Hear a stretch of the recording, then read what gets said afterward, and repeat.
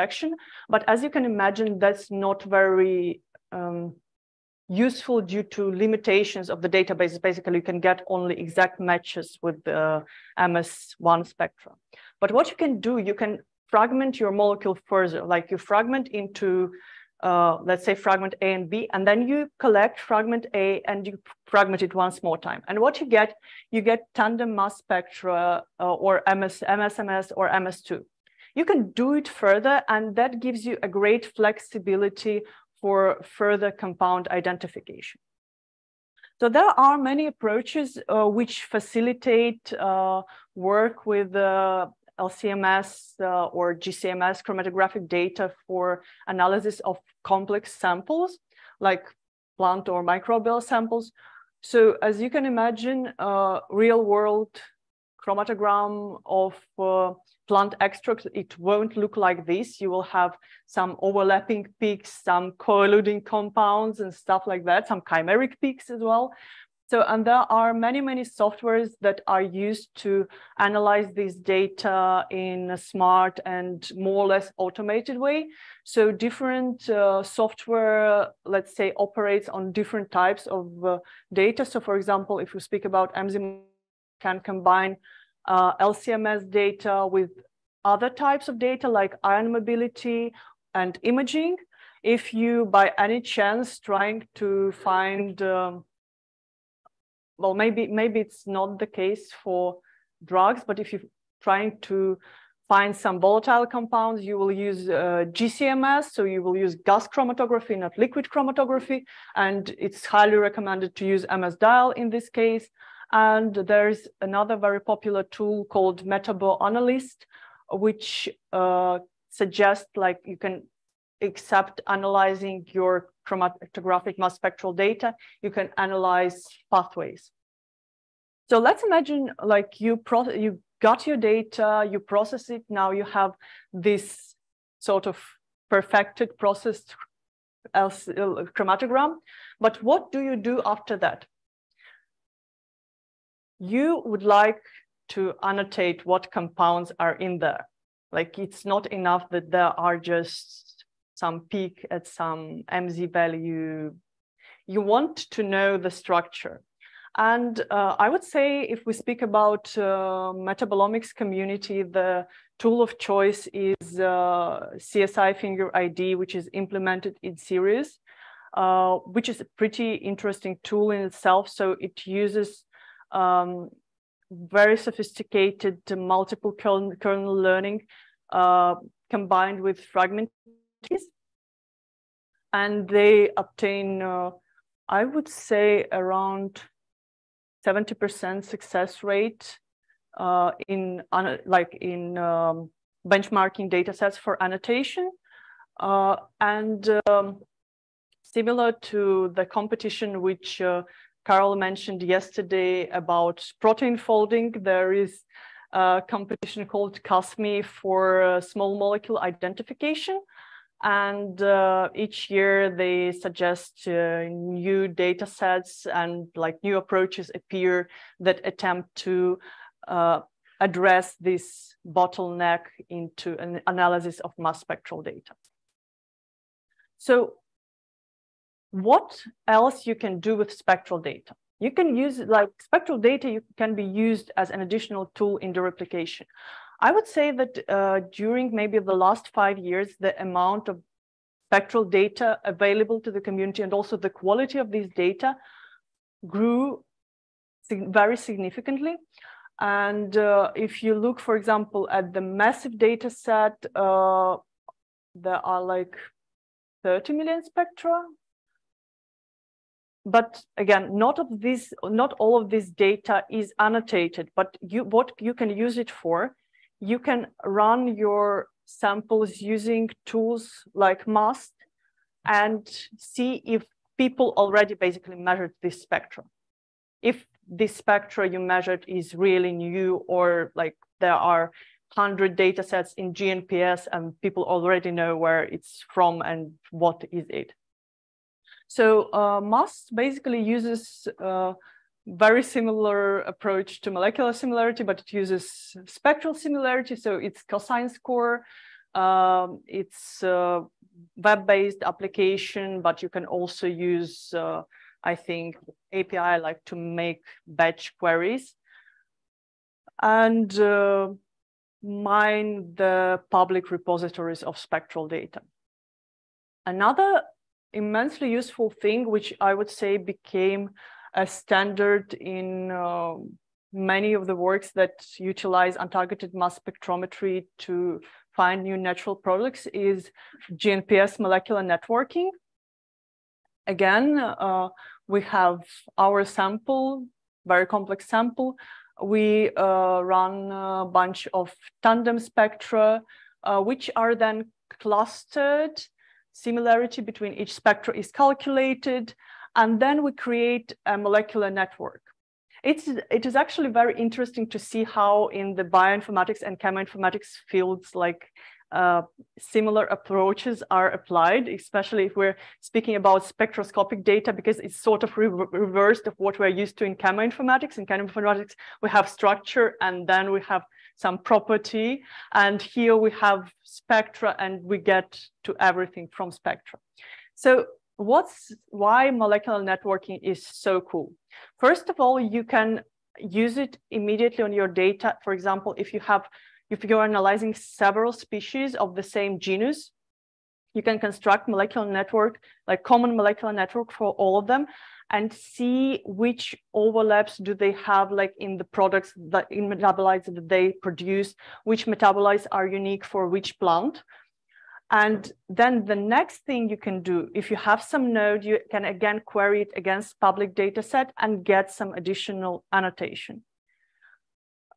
Again, like with every network, you can put some additional data on top. Like, for example, if you annotated compounds, you can then add some coloring by properties, stuff like that. But the main thing that it tremendously helps to dereplicate these huge amounts of data you get when you're working with several species.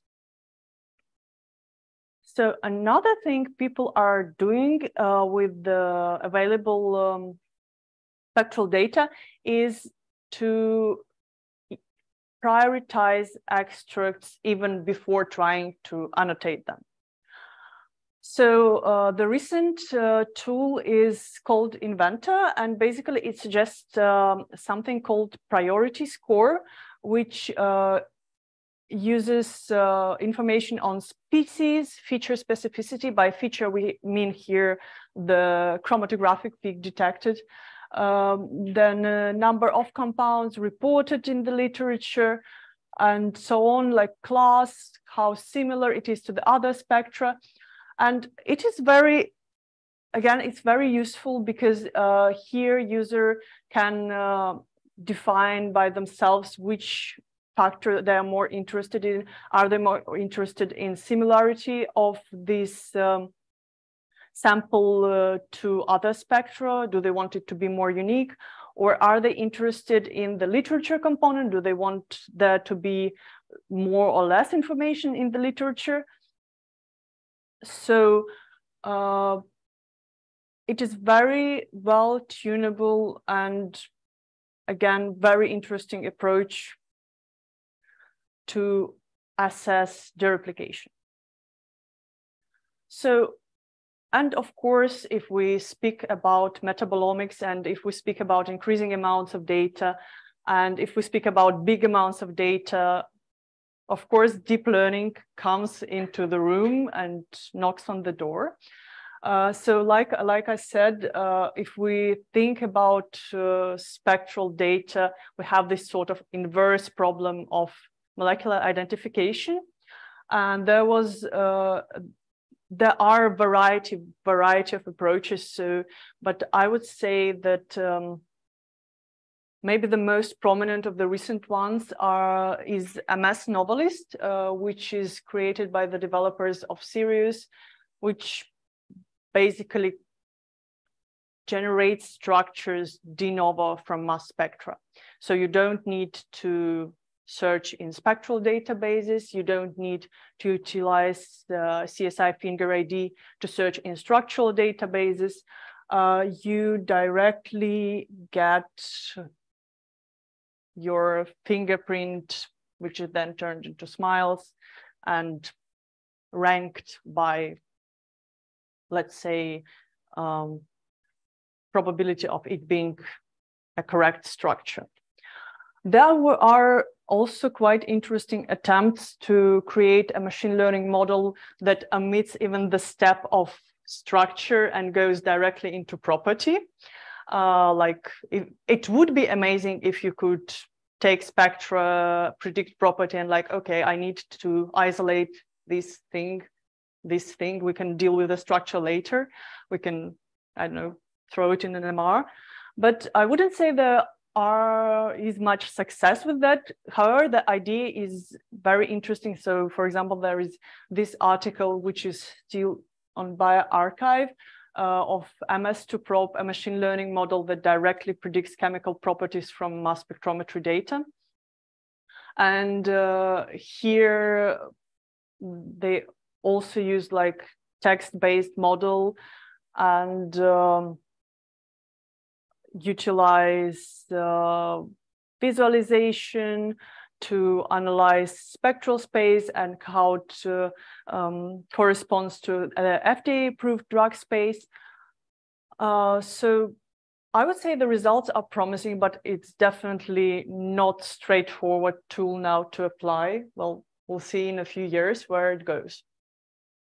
So, and I wanted just to finish this part about compound identification by a very nice example of where the field of identification is going. So we have a variety of these very powerful methods which are based on genome and phenotype screening and LC-MS analysis.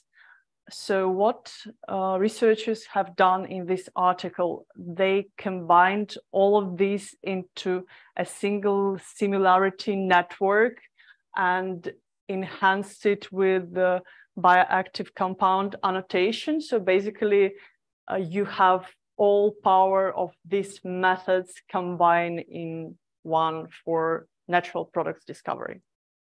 So now let's go to the next step. Let's imagine that we identified our natural product, and now we go into chemoinformatics domain. Like we know the structure, what can we do? So we can just see where it walks in the chemical space. Like, is it similar to any already known compounds? We can try deorphanizing it and basically predict it to which targets it will be binding in the organisms. And last but not least, we can, if we're not happy with the natural product specificity of, I don't know, 10 stereocenters in one molecule, we can try generating de novo natural product inspired compounds. So again, there are, I would say, quite a few studies that analyze chemical space of natural products. So where I'm pointing. So there is, for example, this study called Natural Products Navigator by a group of Professor Warnek, where they analyzed natural product space from a variety of perspectives. So, for example, how many natural products are actually biologically tested from the known compounds. I think they were using not coconut, but dictionary of natural, all the data in it.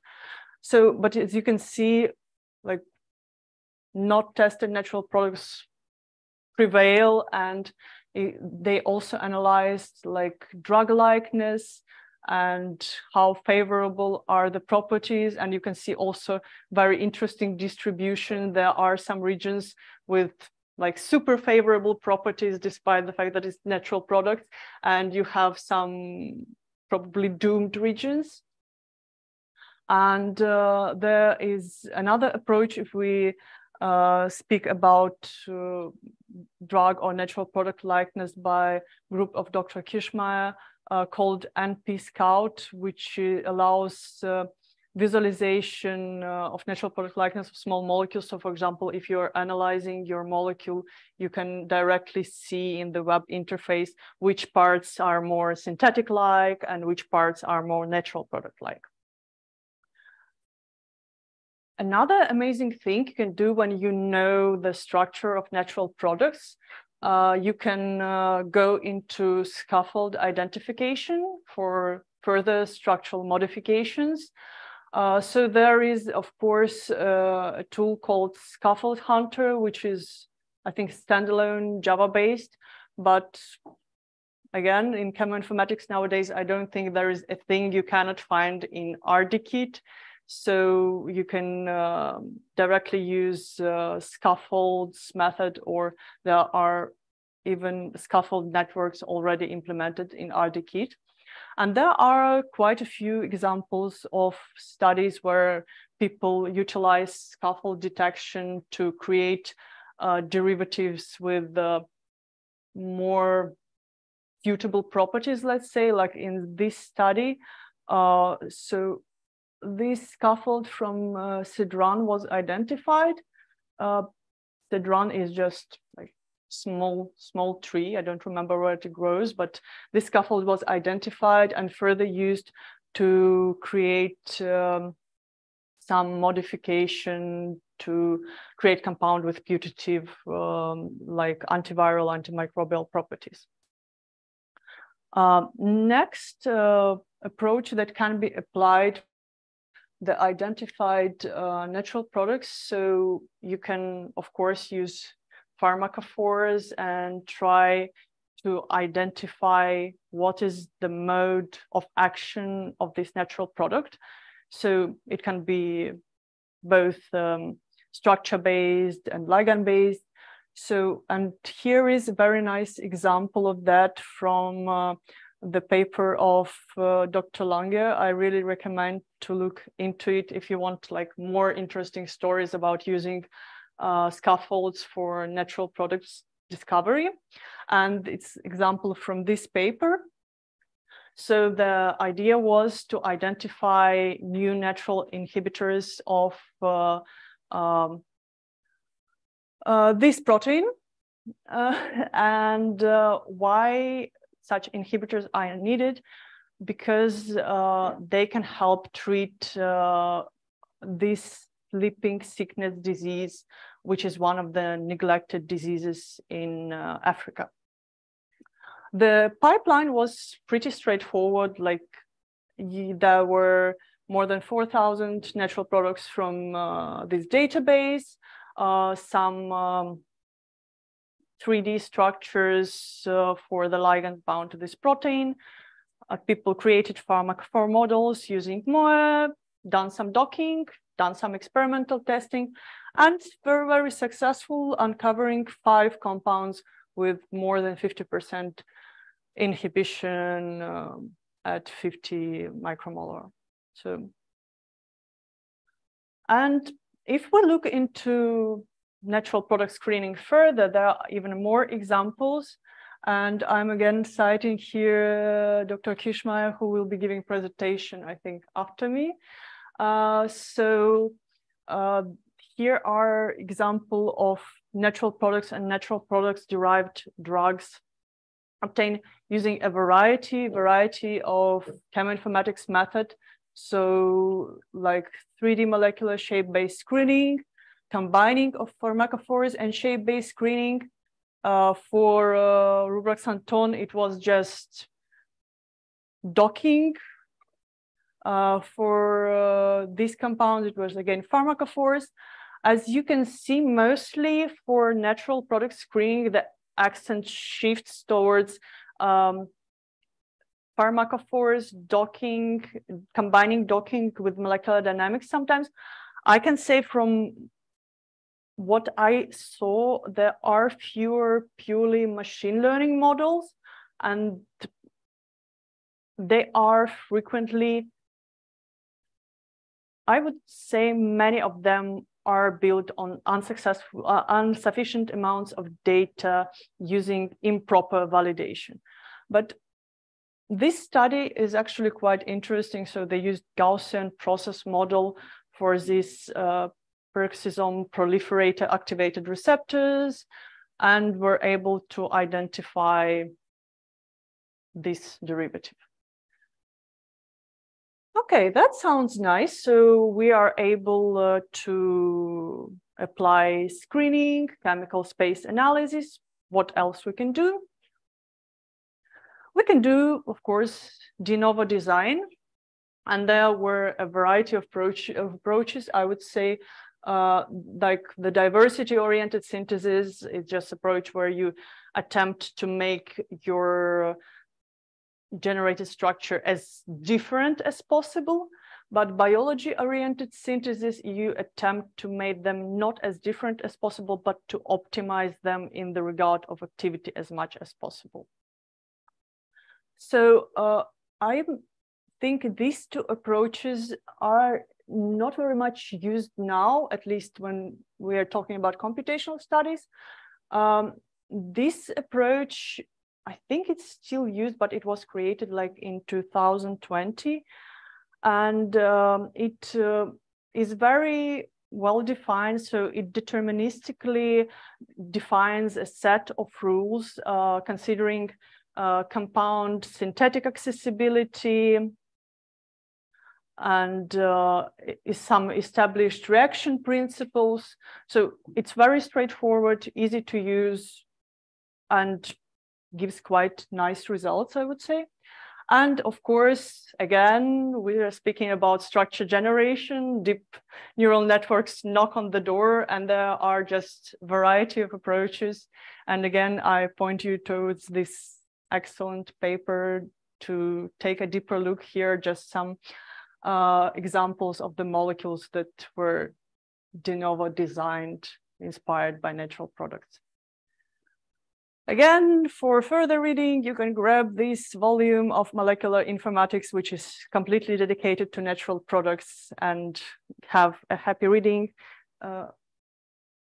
Yeah, great. So if I have a couple of more minutes, I will go back a bit towards experimental thing. And there is another thing where cheminformatics can help. So as I mentioned, natural products can have very high or low heat rates in high throughput assays. And I think you know what I'm hinting at here when I'm speaking about curcumin. Like, curcumin is probably the favorite compound of everyone who ever heard about paints. And what are paints? Those are pan-assay interference compounds, which basically screw up the assay due to their promiscuous nature. Like if you look at the curcumin, it's covalent modifier, membrane disruptor, Muddle's response. So it really, really wants to screw up. So where cheminformatics can help here is suggest models, and there are multiple models that allow early stage pains detection to save yourself from this mess. Okay, if I have a couple of more minutes, I will. Do I have a couple of more minutes?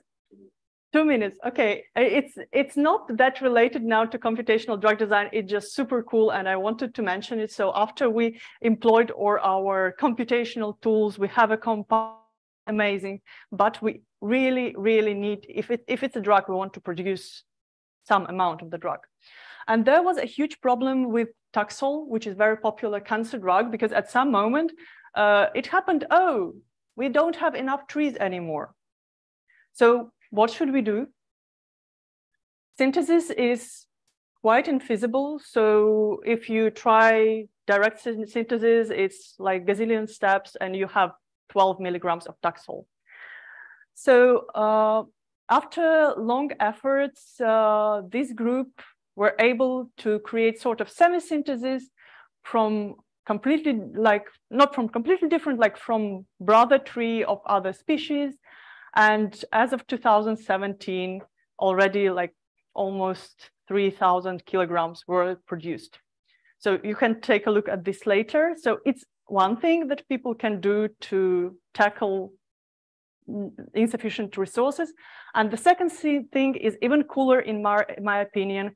It's metabolic engineering is basically when we find out what the pathway is and we use cloning or CRISPR to modify microorganisms and they start producing things we need in abundance. And very well-known example is insulin, for example. Okay, there are some papers you can take a look. So the perspectives and sustainability that we can get very specific drugs for specific purposes, like drugs that will be able to tackle protein-protein interactions or novel antibiotics that will be able to tackle antibiotic resistance. So huge field of work for anyone interested in that. And only a few takeaway messages. So the main takeaway message that you should remember that natural products are fantastic, hard to work with, and challenging to discover. There are state-of-art analytical and computational methods that gave a new boost to NP-driven drug discovery, and these methods are being developed and improved. And basically, as of now, I would say that interest in natural products is being quite actively revitalized. So here is a case with yet undiscovered natural products, and thank you for your attention. And I hope I didn't take too long because I lost track of time. Some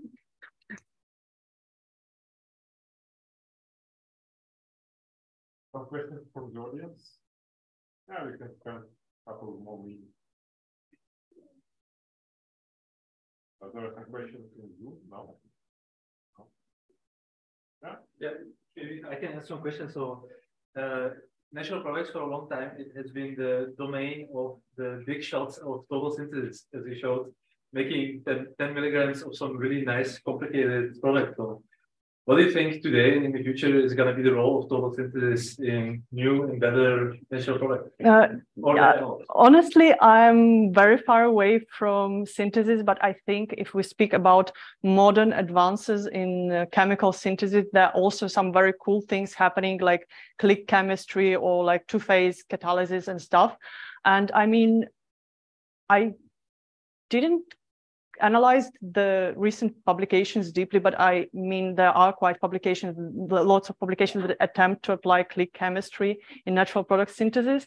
And speaking about Taxol that I mentioned, I think in December, there was a new publication with new like two-phase synthesis methods that I think suggest quite a nice yield. So, I mean, I'm sure that organic chemistry also has, you know, some ace up its sleeve to suggest. Like I'm not a specialist in the field, but probably like all the development will go simultaneously and we'll be able like to get some nice total synthesis as well. Thank you. Thank you.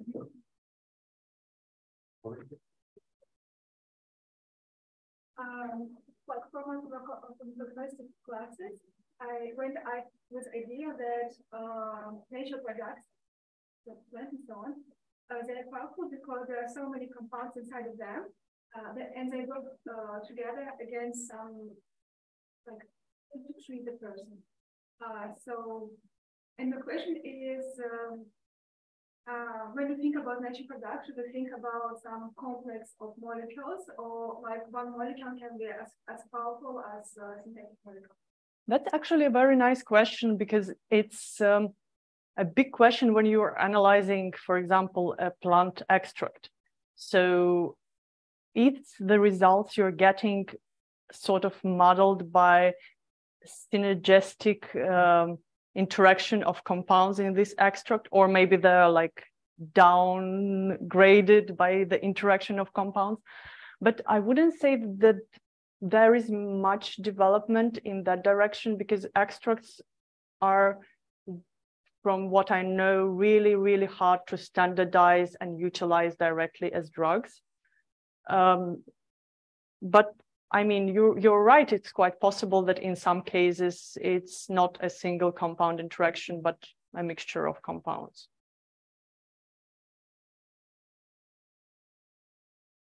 If there is no further questions. I'll go get coffee. Yes, we are going to drink coffee. Lots of coffee. It's better. We're going to break the what should I do with the microphone?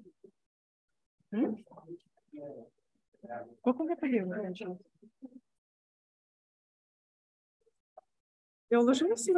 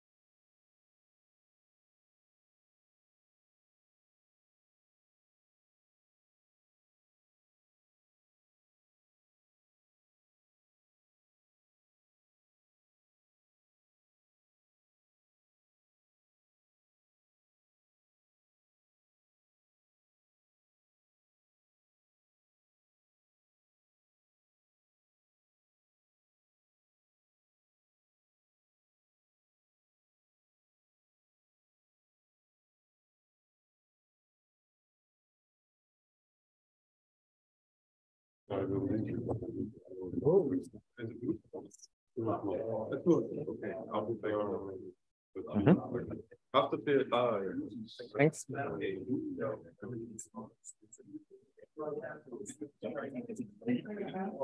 It's green. I think so, right? What? I saw only green so far. So. If it's green, okay. Wasn't it? Yeah, it's green.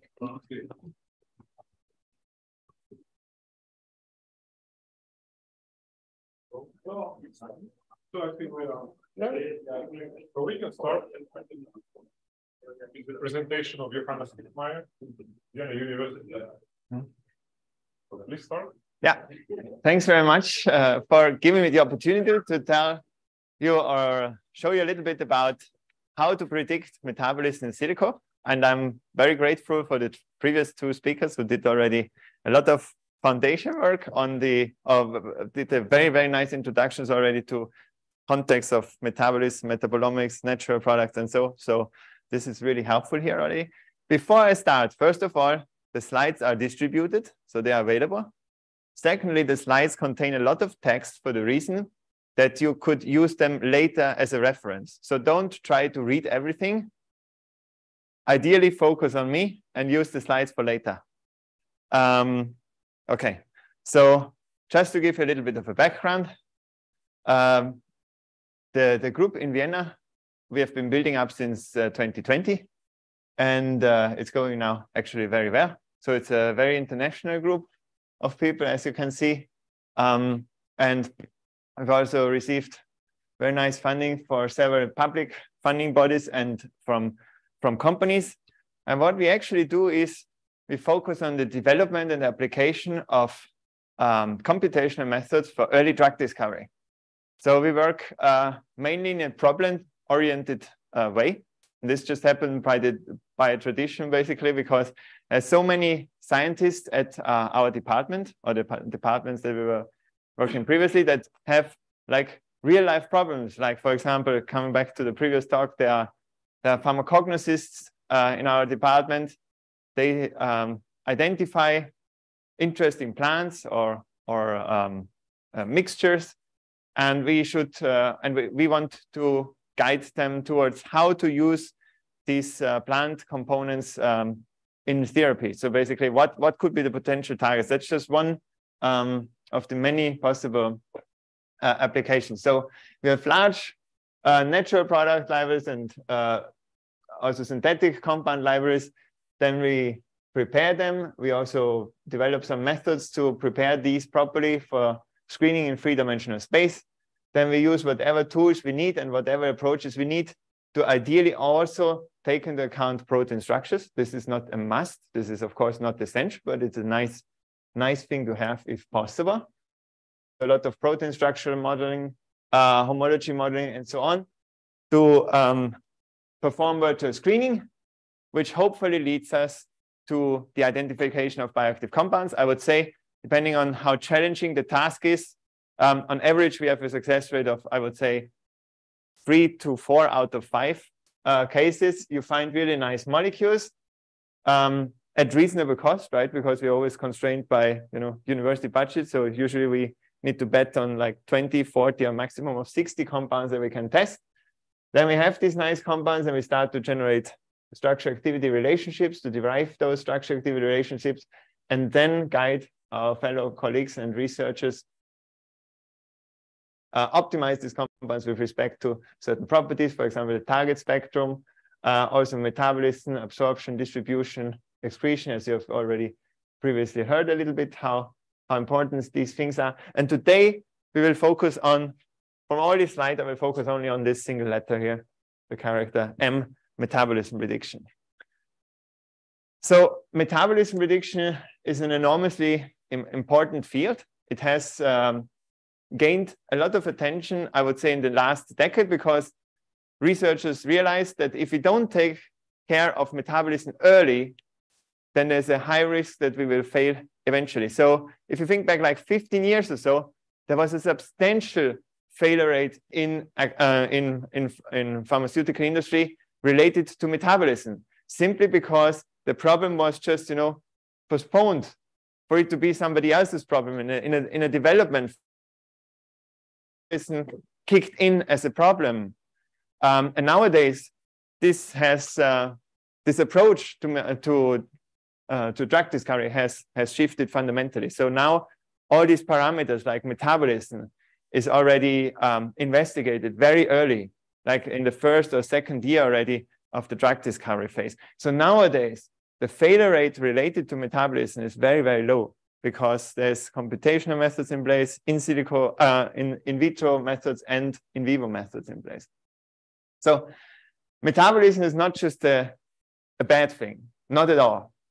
Metabolism brings a lot of opportunities. First of all, it allows us, as a previous speaker already pointed out, allows us to wake up again if we are in narcosis, right? Because the narcotics are basically metabolized and deactivated. So this is a way to manage actually, and also the dosing. And without metabolism, it would be very difficult, for example, to come up with pesticides, because pesticides, the proteins are surprisingly similar. If you compare insect, or in particular fungal proteins with human proteins, you would have a very, very hard time to find anything that is selective to hit a pest organism and not the human. So the way you basically gain this selectivity for certain target species for the pest is often via metabolism, because metabolism is where humans or mammalians differ very much from other species. So this is very extensively exploited, not only, of course, in agrochemistry, but it's a core topic, but it's also of a similar importance, for example, in cancer research. And on the downside, we have all these challenges. And just to give you a few indicative numbers here, very approximate numbers here. So we have metabolism we see as a major clearance pathway of almost all drugs that are on the market, right? Almost all. And these, so these drugs have on average, so there's a word apparently missing. It's gone missing. It's 5 metabolites, 5 to 6 metabolites. And only 3% of the metabolites are confirmed to maintain the target activity. This translates into other words to the fact that if your compound, as nice as this may be, but if it's metabolized too quickly, then you will not have a therapeutic effect. And this metabolism can happen in a fraction of a minute if you are unlucky, or in a very few minutes. And what do we want? We want a pill that ideally a patient takes only once a day, right? We wish for once a day. That would be already a good thing. But this is really a matter if you are unlucky. And 7% of the metabolites are known to be toxic. So these are known to be toxic. It's not that every metabolite is reported in the literature and investigated for toxicity. So this is rather a small number. Of course, we need to always consider the dose, right? As long as these metabolites are generated in a low dose, we don't necessarily have immediately a problem. But there are a lot of challenges and risks that we need to be aware of. And why is metabolism prediction so challenging? Because the metabolic system is highly complex.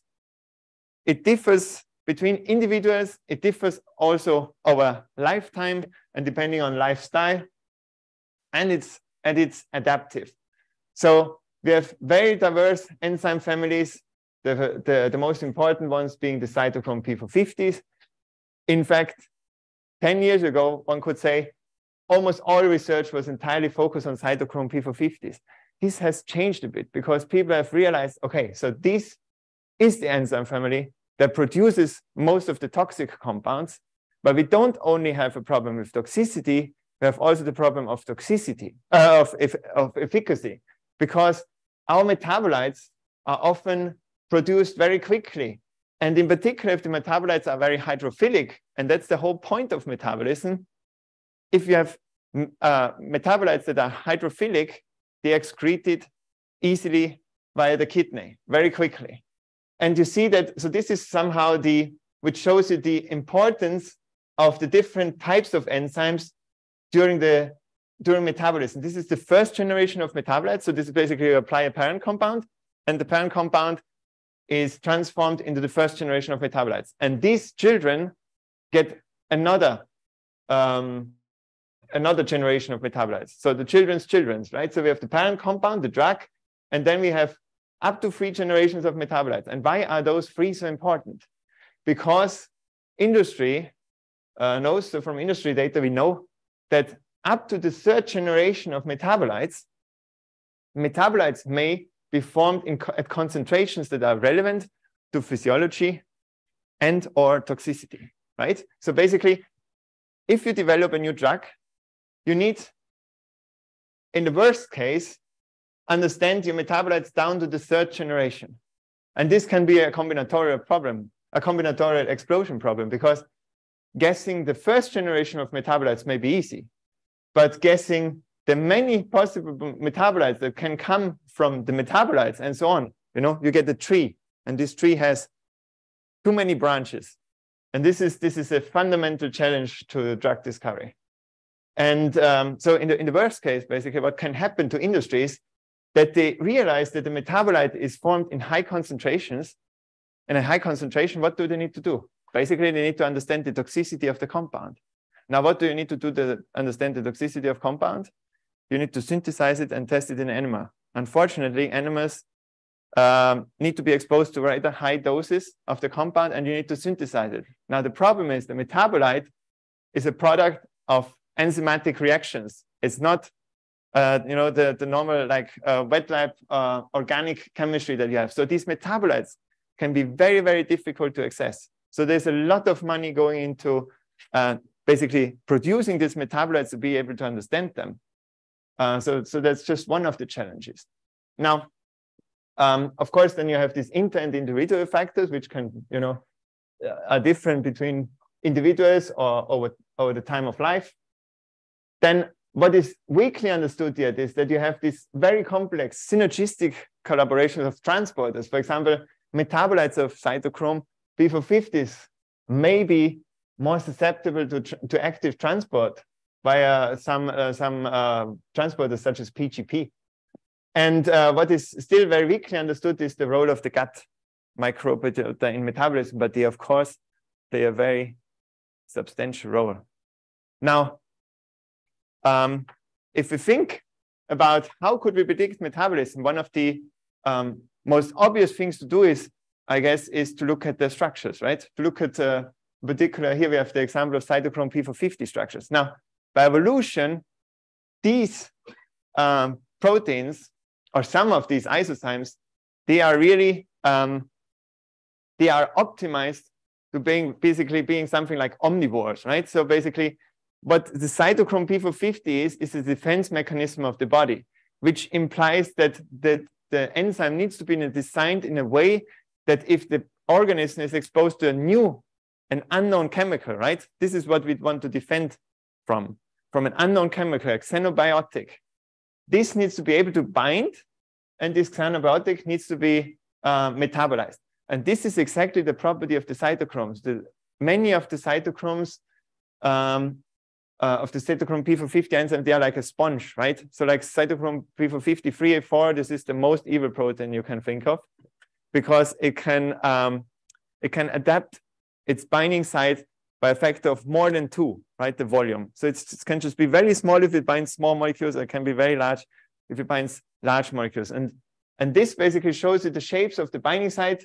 And this is just a clustering analysis of how these binding sites can differ for the same isozyme. You see, for example, 3A4 here as the prime example. Sometimes the shape is different.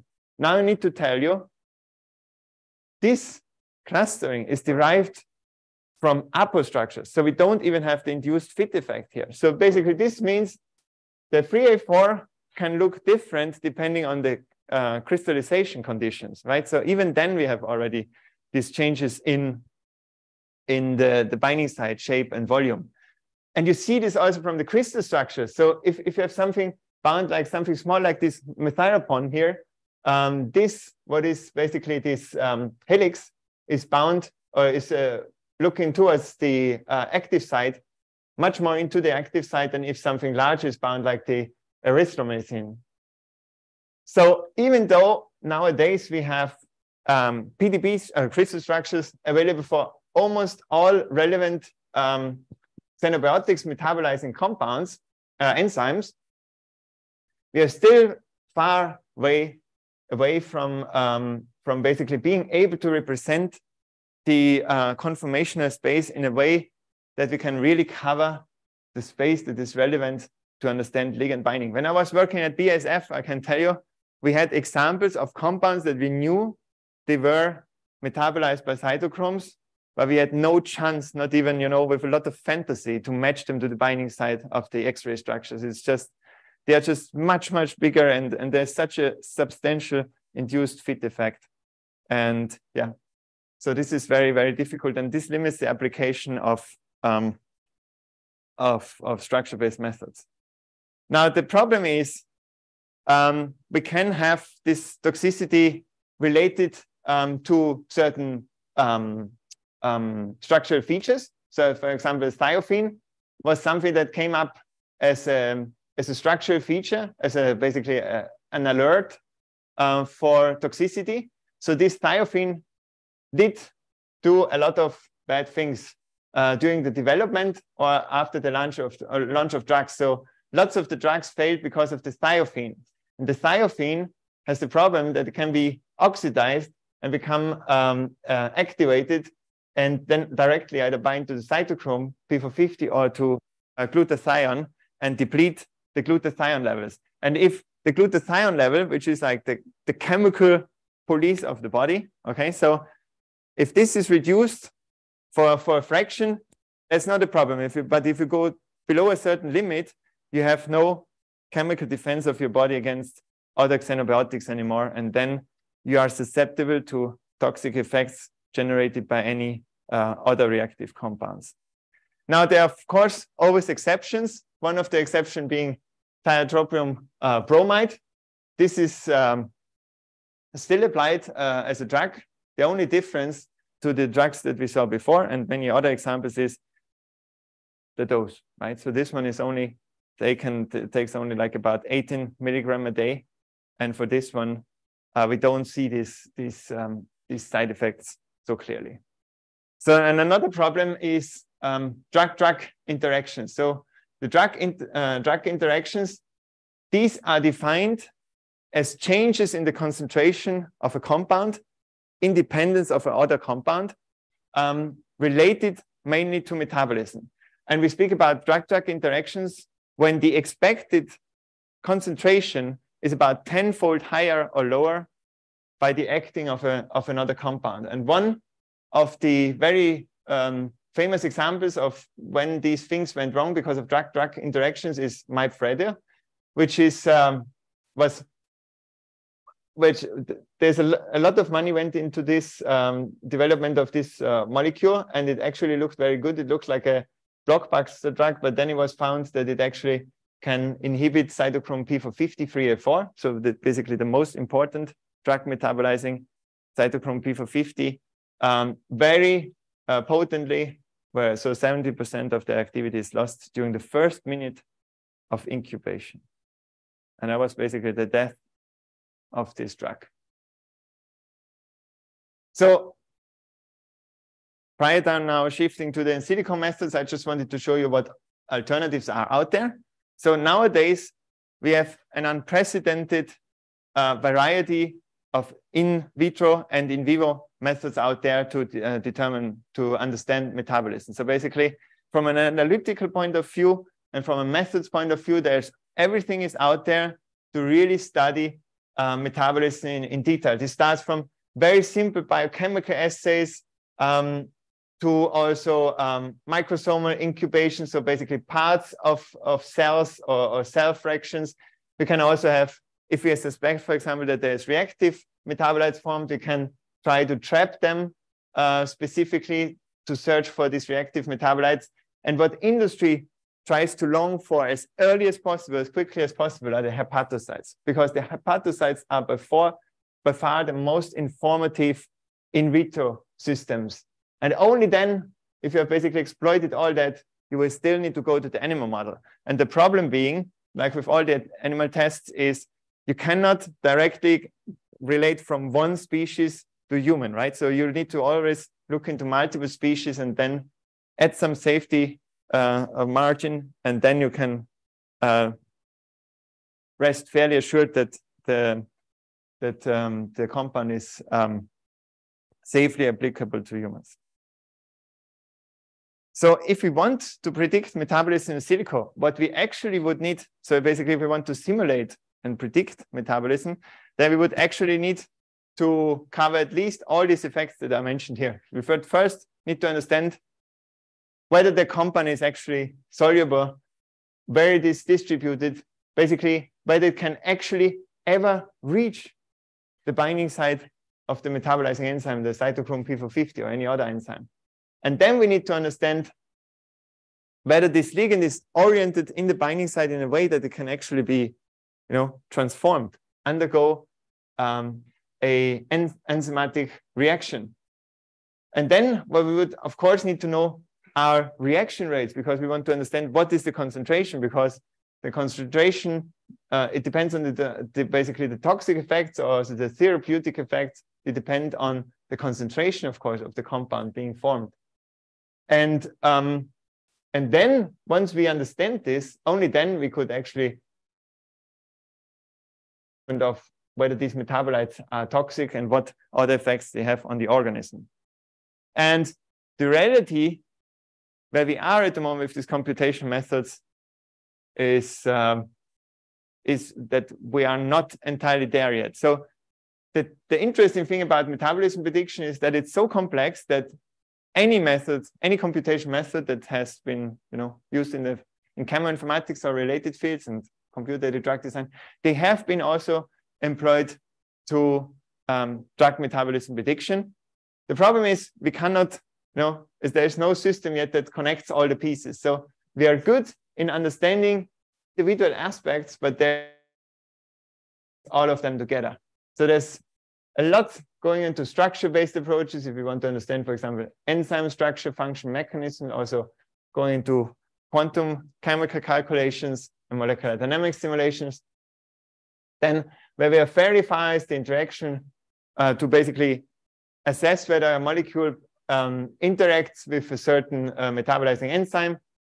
One of the most advanced, most mature methods are available for sites of metabolism prediction. These are the atom positions in a molecule where the enzyme is going to attack.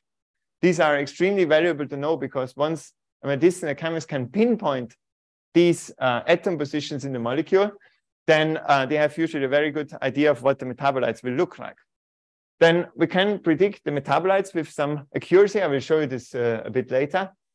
And once we have the metabolites, we can dare to, if we are very brave, to predict also the toxicity of the metabolites. The problem being here, validation is extremely difficult because there's such data is just not out there, right? We can make our best guesses, but it's very difficult to understand whether it's of any use.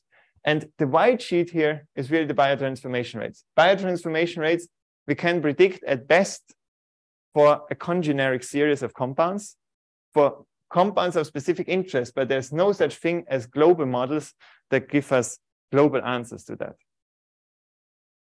And now, why is it so difficult to produce these models? One of the difficulties is the data. The data is not only very limited in quantity, we are used to that, but there's another factor coming in, and is the data incompleteness. This means that, you know, the journals basically, how do you write a publication about metabolites of a parent compound? You get likely to have a nice story if you say, this is my parent compound, and I found this very interesting metabolite, which happens to be toxic. Nothing saying about what other metabolites could be out there, right? There could be many, many others. And the question is basically whether metabolite is being formed or not is a weird one to ask, because very likely certain compounds are formed at very low concentrations. The question is which one is formed, you know, at sufficient concentration to have an impact. So what we really have here is the incompleteness of data. And on the top of that, we have very little data. If you look at it, I mean, this is ridiculous, right? This is just a few hundred data points, and they are of very limited quality. So it takes a lot of brain to get anything useful out of that data. And even largest pharmaceutical companies, if you think about large pharmaceutical companies, it would be amazing to see any company that has more than, you know, 1,500 or so molecules annotated with their sites of metabolism or metabolites. This is basically wishful thinking. And if they have it somewhere, then 300 are on a sheet of paper, the other 300 are on PowerPoint slides, and the other ones are gone since the lady or guy retired, right? So this data is all not readily available to build models. This needs to be pulled together and takes a lot of money.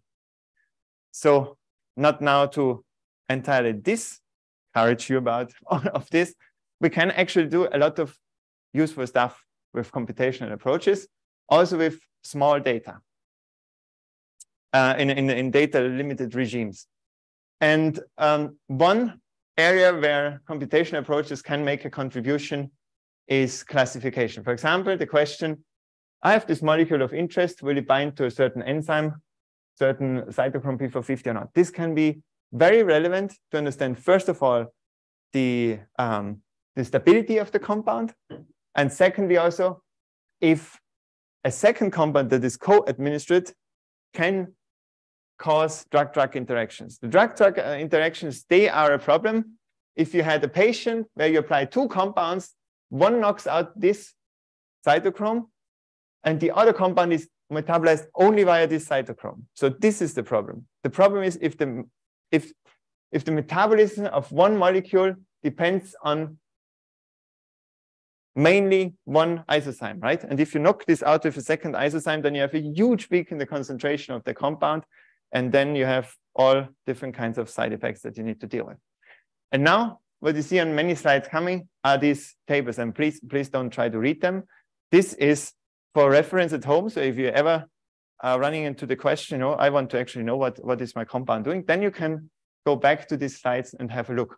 I want to just tell you a few of the key messages here. So considering the fact that we have hundreds of cytochrome P450 structures out there and covering almost all xenobiotics metabolizing isozymes, it's very interesting to see actually that there's a single method out there, a single model that uses still docking as the main approach, right? So this is the virtual dock about that.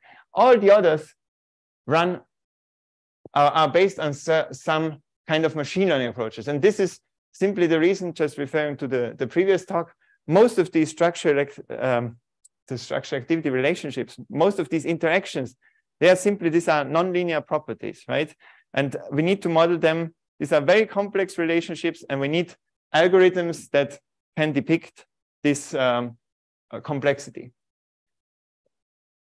And yeah, so basically structure-based approaches, they have, on top of the problem of flexibility, one of the problems is, of course, water, right? Because the cytochrome P450 enzymes, and not only those, they are mean enough to use. You have, I'm sure you have these travel plugs, right? When you go to a different country and you can just plug anything in there. This is what the enzymes use the water for. They say basically, if my substrate is too small to bind it properly, then I just use a few water molecules as an adapter. So you basically have an enzyme that can bind a huge variety of substrates, small ones, big ones, because they can change in their shape, in their volume, and also because they can use water to their likings to adapt to the molecule. And on the top of that, there are examples known of cytochrome P450s that bind more than one molecule at the same time. The binding site filled, and everybody goes in the binding site while they are transformed. So this is enormously complex, and I just wanted to show you here. This is an attempt to use structures to classify basically whether a compound can bind to a cytochrome P450 or not. And these are rock curves. Rock curves, I'm not sure if did you come across those already yesterday, perhaps. Rock curves are very simple to interpret. So what rock curves basically tell you is how good a method can discriminate between an active and an inactive compound, right?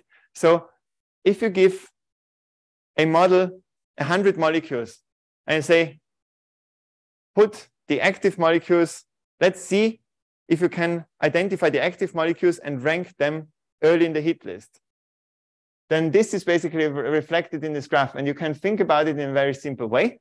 You have this ranked ordered hit list, right? So I asked my model, can you rank those 100 molecules and place those that are most likely substrates of the cytochrome P450, place them on top. So we have our hit list, and we go from top to the bottom through the hit list. And whenever the answer is correct, so basically the answer means a molecule is correctly predicted as active, we go up. And whenever it's predicted as inactive, we go to the right. So basically, this is showing you the fraction of, this is basically the recovery. So it basically shows you the percentage of retrieved actives. So you see that you can find with this method, in the ideal case, 40% of the known substrates of cytochrome P450s among the top, what is this, 16-7 compounds, right? So basically, early in the hit list, it's all about early enrichment. And I'm sure Thierry will show you this later with the pharmacophore approaches. But what the value is in these computational approaches in general is the ability to make the correct picks early, right? So basically, you want to identify binders of the cytochrome P450, and you want to have them ranked early in the hit list. And the ideal model, what would the ideal model do? The ideal model would have all the inhibitors or all the substrates of your compound, of your cytochrome P450s, and all the non-binders, right? And if that's the case, then we have a line that goes straight to the top left and then to the top right. Okay, so we would have basically this line. And if it's a random pick, then it's the diagonal. So the diagonal basically shows the random pick. And this, the distance between the diagonal and here, this is basically the value of the model. But the question is whether this is of sufficient value. But if you use a structure-based approach, then it's unlikely we get any far to anyway close to a well-working model. We always are very limited in the enrichment. And part of the reason is that these enzymes are so flexible. And if you look at the structure, I'm not sure if this looks scary to you or comfy, but the truth is, or the fact is, well, what you see here is only the changes of the backbone, right? So you see here minimum changes of the backbone. You see them also actually in the binding site, which is something very interesting to see. But if you think about here, this is an extreme case. Think about here being an arginine or lysine. So the lysine in some structures may look in this direction, and in some other structures completely somewhere else. And in general, if you want to use docking in a good way and to be able to rely on the outcome, you would ideally need to have a crystal structure which reflects the real protein-bound ligand conformation at an accuracy or with differences that are not more than a tenth of a bond of a carbon-carbon bond. Okay, so we're talking about a crazy high level of accuracy. And you see that if you have this flexibility in there, there's a lot of uncertainty, and which basically reduces the capacity of the docking approach substantially. So what we did in our group, and many others do that too, but we had one advantage here because we were working with Fujitsu in Poland, and they had another data set, an additional data set that allowed us to build better models for cytochrome P450s. So this you see, this is the typical size of the data set. Actually, this is already completely a luxurious situation. Usually, you don't have that many data points in metabolism. So this is one of the largest data sets you can actually use. And the nice thing was that this company had lots of data on active compounds. So here we are talking actually about the inhibition prediction, right? These are models for inhibition prediction. And the nice thing was that in this company data set, there were many additional inhibitors in there, which allowed us to get a better balance between the actives and the inactives, right? The inhibitors and the non-inhibitors. And but these plots up here to show you, I think these are Disney plots, which show you basically how these individual data sets, so public data sets and this company data set, how they basically reflect the space of the approved drugs. So the gray points are the approved drugs. And you see, for example, that in PubChem, you would have a few white spots here. If you use just Campbell, you have quite a lot of areas not covered by closely related compounds and so on. So basically, we put some effort in basically developing this or preparing this nice data set. And then what we did is a very simple approach. It's a random forest approach. You can of course, use fancy neural networks or so, but they will not bring you any further there because the data are just not sufficiently complex and not sufficient in terms of quality. So we use a very simple, straightforward random forest approach. The random forest approach is a very, very, very, very powerful approach, and it's very based on a very simple idea. It's basically the idea that you have many experts. So these are the individual experts, and all of them have a say. So basically, you can think about this as different schools, and out of these schools, there come individual experts, right? And the important thing is that your experts come from different schools. And why are the schools different? Because the schools get different data. So the big trick here is that you have very limited data, right? We have very limited data, and we want to absolutely make the most out of it. So the way we do that is we split the data multiple times, but in different ways. So basically, if these were chemists and the chemists are asked the task, can you please synthesize this compound? Then it is not a benefit to you if you ask all these chemists coming from the exactly same supervisor in the same group, right? What you want to do is you want ideally to have 100 chemists, or in this case, 10,000 chemists, because they don't cost anything virtually, right? You want to ask 10,000 chemists, and what's really the value of those chemists? They need to come from different backgrounds. And how do I generate the different backgrounds? At universities, I do this by exposing them to, or connecting them to different teachers and to different books. And the different books and teachers here are different subsets of the data. So because we have so limited data, we give all of them a subset. It's typically 60, 70%, something like that of the data, okay? So all of them get a little bit of different data to train on. So all of them will have a little bit of a different opinion. But if you ask all of them together, and this can be typically like 200, 500, 1,000 of these trees, then you should get a good prediction. And this is why these methods typically are one of the best machine learning approaches based on this particular data. And this is now the same curve that I showed you before. Before we were with docking, we were about in this range, right? And now you see at the first sight, these methods work much better. So we are much more towards the top left corner, which is the ideal model. So we get much, much closer here. So the area under the curve, so which is basically the area here, which is 0.9 or in this range. So this means the model is working really well. And the nice thing is this is test data, this is holdout data. This is data that has been put in a vault and has never been looked at during the development of the model. So it's completely fresh data. And now what could be, and what people underestimate in machine learning all the time, is that data sets are enormously biased, which means the chemists, right, if they produce one molecule, they produce the molecule at least in 40 different ways, right? So basically, if I would split a data set into the training and the test set, then there's a very high chance that even though I split them, I have very similar molecules represented in the test data and in the training data, right? Because if I have 40 molecules of a similar kind, and I have 30 in the training data and 10 in the test data, then my predictions on the test data will be good, right? Everybody would expect that. People ignore that fact generally, but this is the case. And this is why this plot is so important, and it's rarely shown in publications, unfortunately, something like this.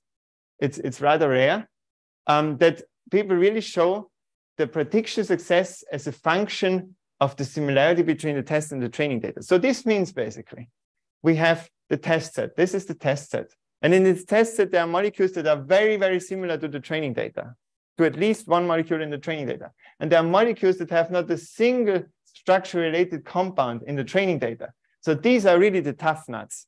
And if our model can crack these questions, then it's a good one, right? So basically, this is a level here, 4 or 5. This is a level of similarity where you can give a chemist the two molecules and they say, I'm sorry, but I don't recognize these molecules as being similar. They are really dissimilar. And here you see that, of course, their performance decreases, but it doesn't completely implode. So this means basically that these models, they do have value even for cases where your compounds are far away, your compounds of interest are far away from the training data. And this is basically how you can measure model generalization and the actual value of these models in a prospective study. Now, this was actually a tough case because we have very complex structure-activity relationships and we have a little bit of data only. Now, what I show you now is a much simpler case. This is site of metabolism. It's enormously valuable to any medicinal chemist because once they know where the protein, the enzyme is going to attack, they usually have a very good idea how to protect these sites. And the only challenge that you could face, or the primary challenge you could face, is that this site cannot be modified because it's part of the pharmacophore, right? So basically, if this composition here of atoms is absolutely essential for the activity of a compound, you have a problem because you cannot change it. But unless that's the case, you should have a very straightforward approach to protecting these groups, for example, by introducing a fluorine atom. And then there should be peace, right? And the good news here is there are very capable methods out there. And to summarize how well they work in one sentence, they can rank for 85% of the molecules, they can rank at least one known site of metabolism among the top two ranked atom positions. This means, in other words, if you give me 100 molecules and I say for each of these molecules, point at 2 atom positions of which at least one is the site of metabolism, then I would have a success rate of about 85% of all cases. Why will I never have 100%?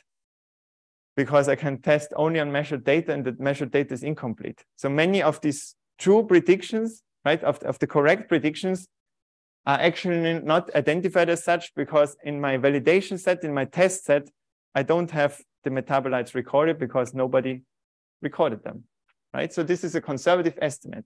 There's lots of models out there again, and they are based on very, very different approaches.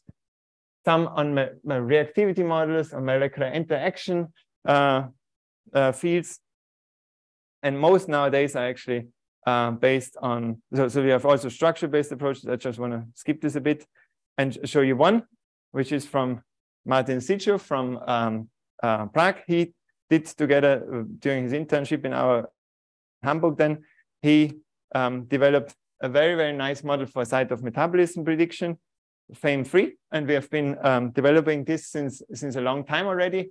And nowadays it's based on a very large data set, so 2,000 substrates, molecules annotated with the sites of metabolism, expert curated. So it's a very, very high value model. And all of the models that I'm showing today, actually, they are freely available on the website. You can actually use them, and a link will be provided at the last slide. On the last slide. So this model, in contrast to the other one, does not use global molecular data, but it uses fragment data. It looks at molecules just the way a chemist would do. So if you ask a chemist, is this the site of metabolism or is this the site of metabolism, what would the chemist do? Chemist would look into the proximity, right? Starting from the atom position, you look in the proximity. And this is exactly how we encode molecules. We walk over all the atom positions in the molecule and encode them. Very simple descriptor would be the atom type. It's a carbon atom, an aromatic atom, right? And so basically in the first sphere, this is the second sphere, you have two carbon atoms. And we do this for many, many different properties. Interestingly, people have gone much further than us into quantum chemistry and have tried this with all different kinds of fancy quantum chemical approaches and didn't get any further than us, not any further. But how far do we actually get? This is the most intuitive metric, so I will focus on that one. So these are the ones that are more robust, but this is the one that is most intuitive. And it shows you that, for example, for the cytochrome P450s, for 100 test molecules, we can predict 90 correctly. For the 90 molecules, we can predict correctly a site of metabolism on at least the top 2 positions. But we always need to consider that the data set is incomplete anyways. So this number an underestimated value. Conservative value. And another nice thing is that we can predict very nicely how our method will perform, also how likely our predictions are correct. If we consider the relationship, the structural relationship between the fragment of interest towards the training data. So in other words, if you give me a new molecule, I can just look up how similar the individual atoms are to the atoms in my training data. And then I can give you a very precise estimate of how likely my prediction is correct. And the nice thing about this approach is that this approach is really depending. So most of the information that is used for the prediction is based on the proximate atom environment. And so we are using not full molecule structures, we're using only fragments. And we have shown, or we have spotted very interestingly. So although most of the molecules that we use for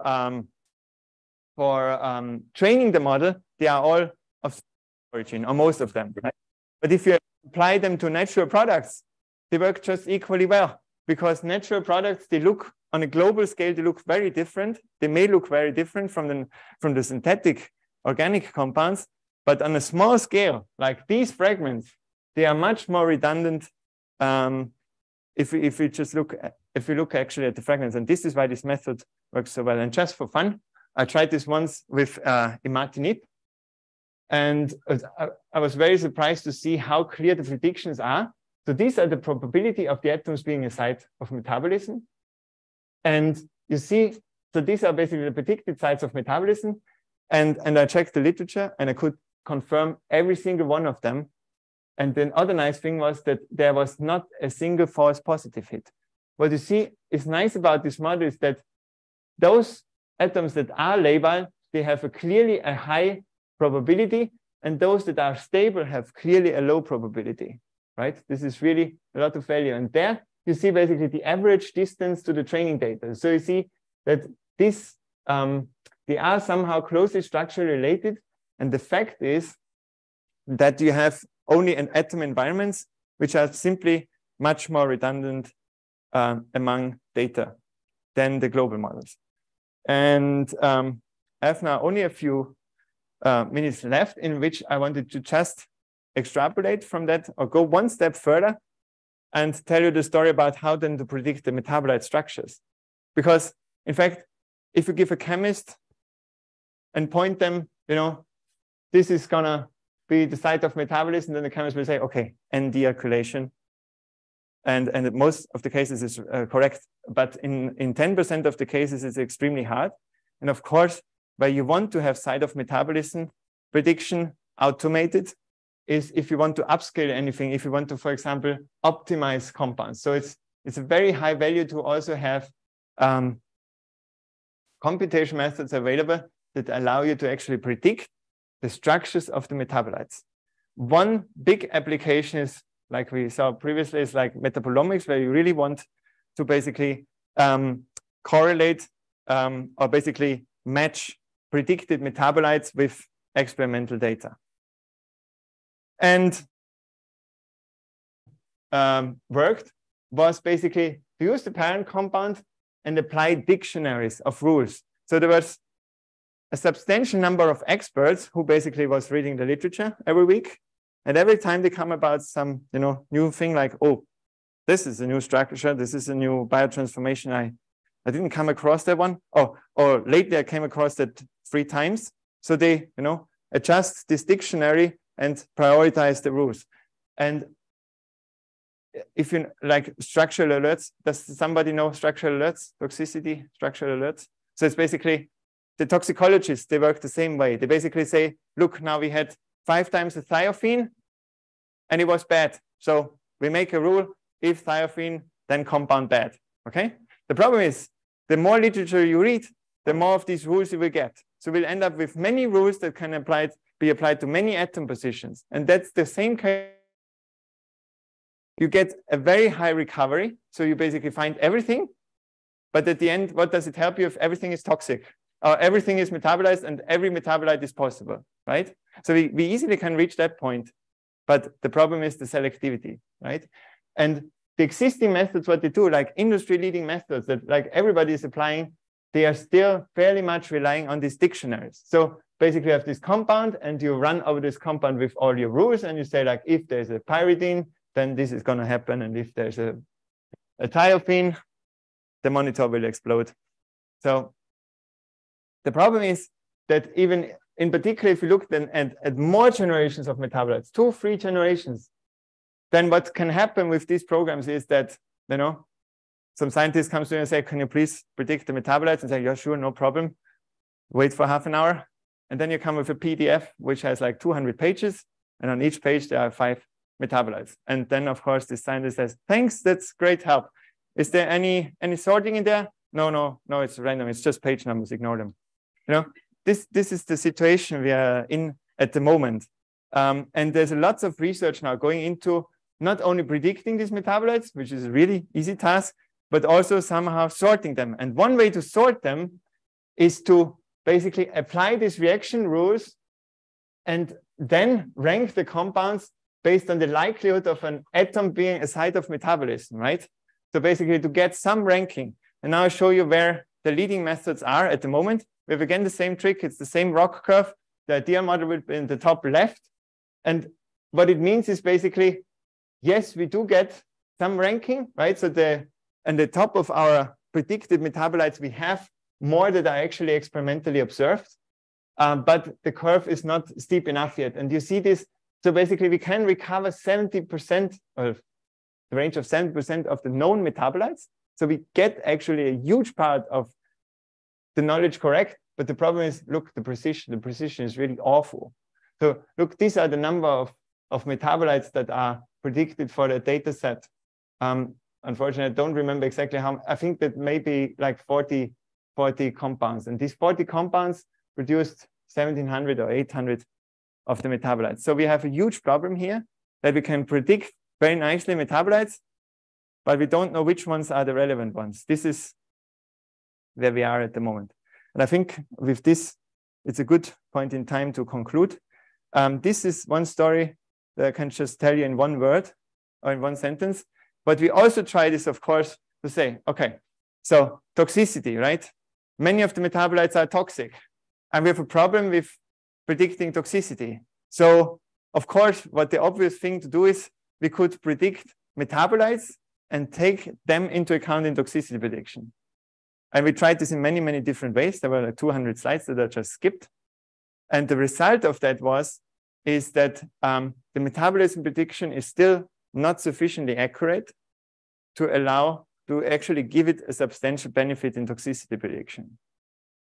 So to summarize here where we are at the moment, what we can really do is a fantastic job with is sites of metabolism prediction. So this one, I would say this is one of the very few machine learning models that I would really trust, because that one really works well because we have these local activity relationships. And this works as much as you have data. So basically within your applicability domain, this can work really well. The problem is it does not give you really quantitative assessment, but only a qualitative one, so a classification. And with the likely metabolites, the prediction, yeah, we can predict metabolites. We have a problem with the ranking. So this is where we are at the moment. The nice thing about today's lecture is that all of these methods, so many of those that are only in the tables, they are available on the web, and also ours are available on the web. So you can, for example, use site of metabolism prediction, metabolite structure prediction, enzyme inhibition, and substrate prediction. This is all freely available on the website. And in contrast to many other web services, this is a secure website. So you can upload your data and you can immediately erase it for forever. And yeah, and hopefully you will find this useful at some point. I would like to thank you very much for your attention. And if you have any questions, I'm happy to try to answer them. Thank you. Thank you, Johannes. So, questions from the audience? We have found. Yeah, please. Johannes, great overview of what you can do. I would like to ask whether this type of metabolism can then inform later on docking, like how to orient the ligand with respect to the heme or the converge. Yes, that's actually a super nice idea. I wouldn't be aware that anyone has done that, but we use some covalent docking in cytochrome P450s, and this is exactly how you could steer that. Yes, that would be definitely very nice, because you could even use it, for example, I would think you could use it even in a fragment-based approach for anchoring, because you would have often the problem that your binding site may be too small, like you observe it, and you have a very large ligand that you want to bind. And if you knew this site of metabolism, you can orient that fragment and then grow the ligand with something like induced fit, and then artificially size up your binding site. Because the nice thing in silico approaches is you can just say, okay, all my proteins now have a size of only 70% of reality, right? So this is very nicely how you can basically allow some ligands to sneak in, and then you slowly increase the size, the radii of the molecules again, and then your binding site just enlarges. This is one approach to do it. Yeah, but that is very, very nice and useful idea, yes. And one big point that I missed to tell, of course, the docking really helps you to understand, for example, stereoselectivity, right? So the other approaches don't do that, because we don't have sufficient data. Even if we had the descriptions, we wouldn't have sufficient data to train it.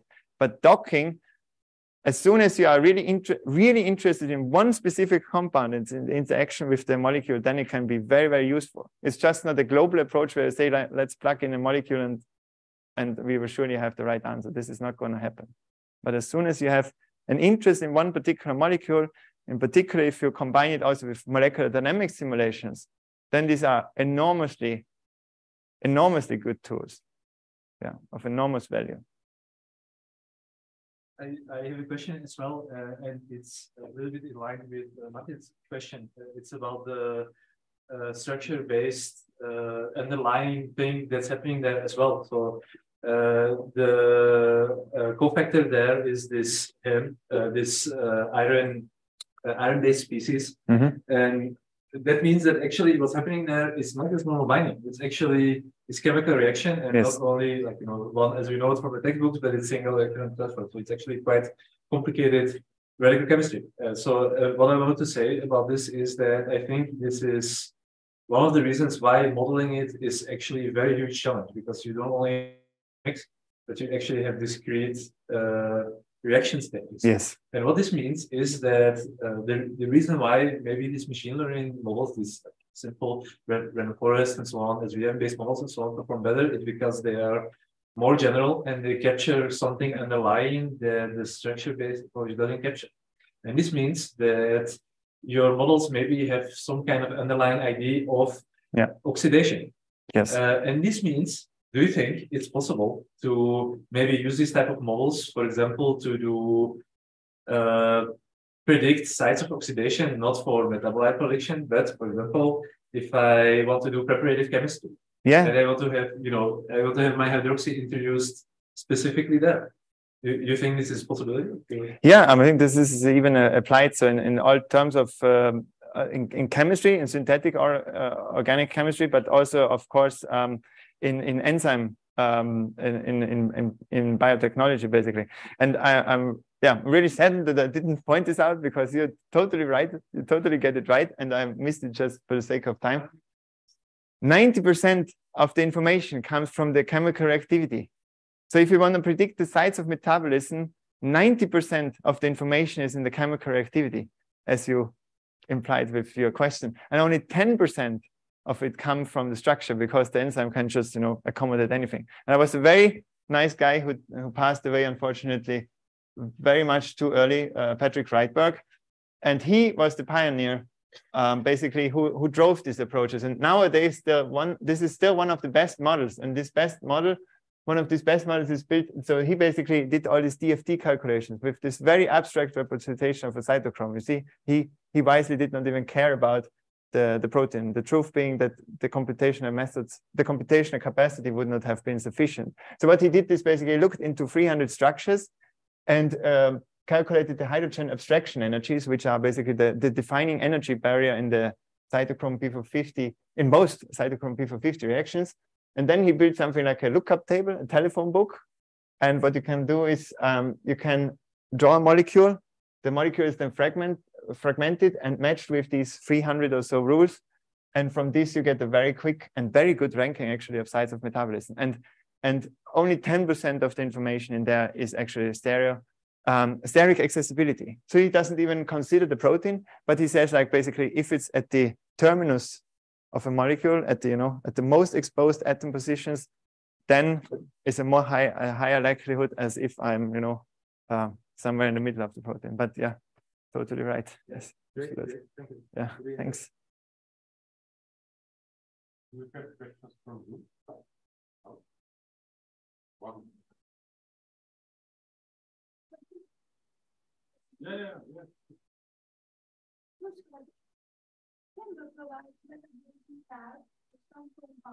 Can we rely on the sample data to make a metabolism model? So there are a few public databases that we can actually use. So Campbell is just one of them. There's a lot of, for example, metabolism data also in DrugBank and in PubChem. Yes, of course. I mean, these are the best public available data sets, and yeah, they do have their limitations, but I think the defining limitation here is common to all, which is the incompleteness of the data. It's not so much, false annotations or something like this. And of course, yeah, most of the models, they are by effect built on this data, and they are very valuable, but like, yeah, they do have some limitations. Yeah. Why metabolism data is? Yeah, so this is somehow now repetitive, the question, but yeah, it's exactly for the, so think about a very simple example. I put my molecule on a cell, and after 4 hours, I measure the metabolites. I say, okay, so my compound has decreased by 40%. I have 40% left of the parent compound, and I have those 3 metabolites. Bang, publish it. Now the second group comes, takes the same molecule, takes the same cell, takes the measurement after 8 hours. What happens after 8 hours? Well, those metabolites that were the major metabolites after 4 hours may have been further decomposed and blah, blah, blah. So there's a huge time dependency. Then you have, like, depending on the tissue, on the cell and whatever. And so you have just lots of uncertainty in the data, and very much depending on the, on this time component and the cells, basically the competency of cells to do metabolism. So this is where all these limitations come from, right? You have many different sources, many protocols. Yeah.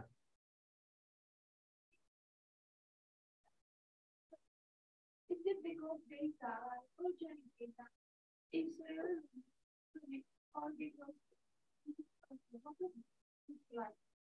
a lot of what?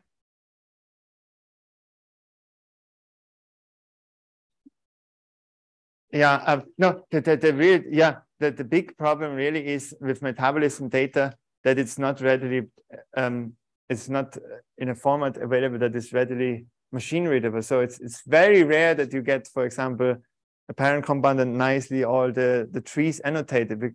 So what these trees usually look like is like, okay, and mass spec has shown that somewhere in this ring there is likely hydroxylation somewhere. How to tell this to a machine? Basically, I need an expert that thinks like you need to have enormous skill and expertise in metabolism to be able to basically convert what you see in a mass spec in particular into basically a structure. And there's a lot of uncertainty in there. And ideally, the next thing to do, actually, what one would need to do is to start working with not like hard encoded like binary representations of something, but to basically really include uncertainty in the data. But the problem is also such data is not readily available. So ideally, we would need, lots of people that work round the clock somewhere else because we can't pay them to generate these nice data sets.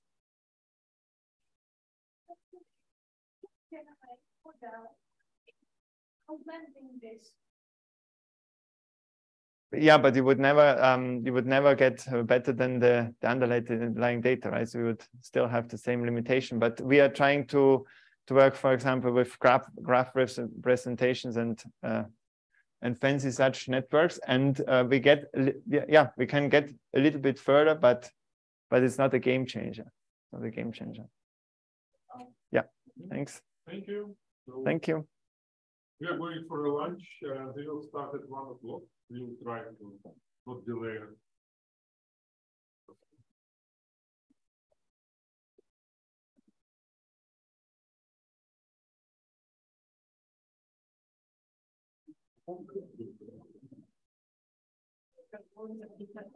Hallo Thierry, hast du gute Anreise gehabt?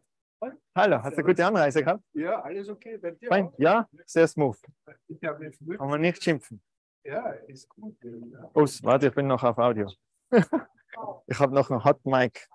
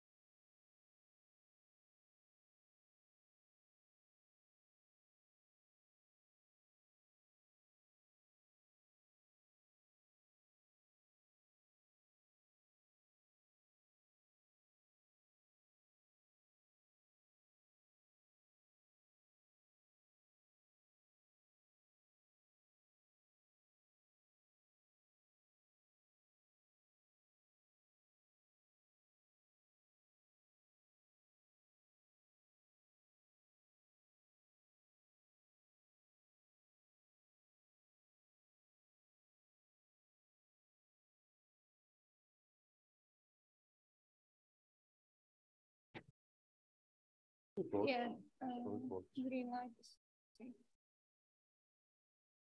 Do they hear us already in Zoom?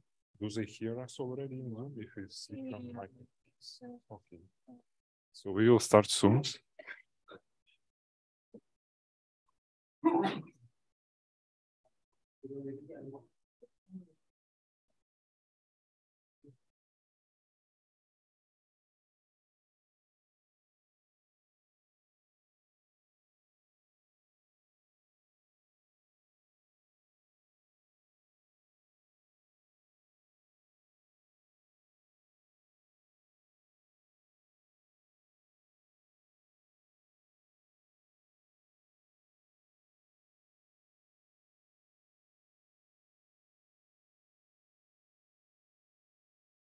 Yeah, yeah.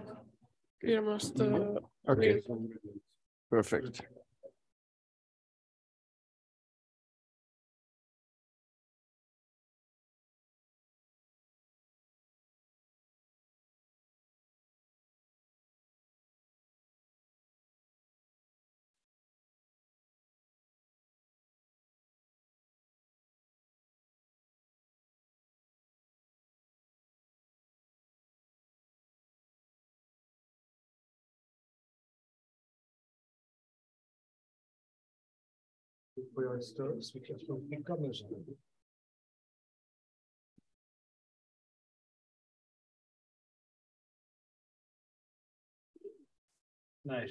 Já to vidím.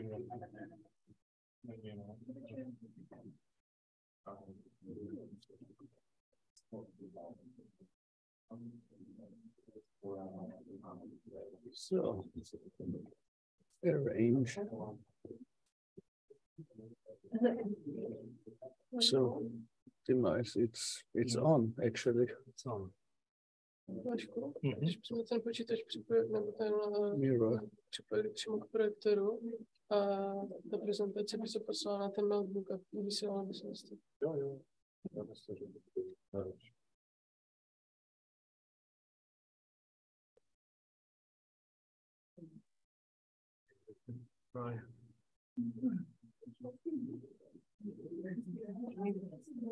What we can try is we can go directly without the switch. We can try directly from projector to your computer. Or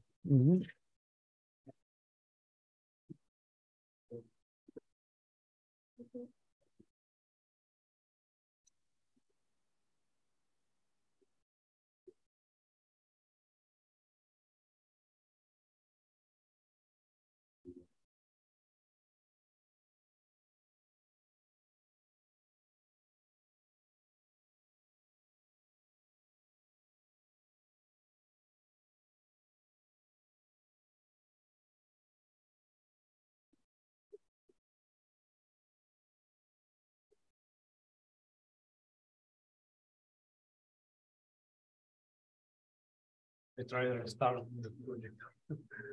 Okay, maybe I should restart my computer also.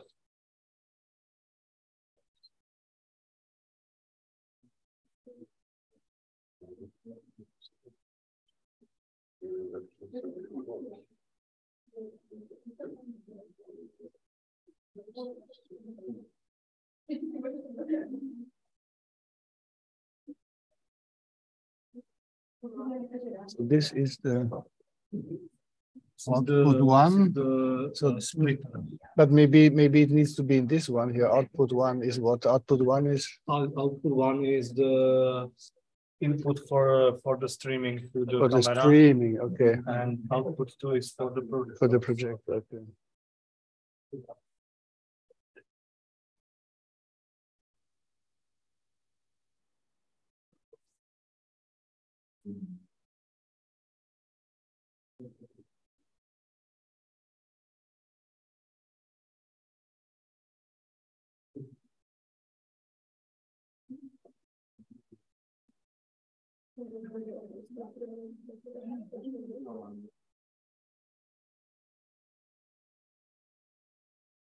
So now we can try again.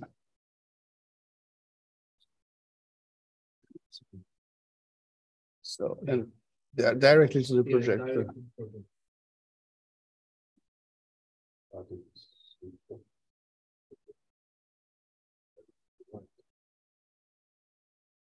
Yeah, so it says that there's no connection. Maybe because it's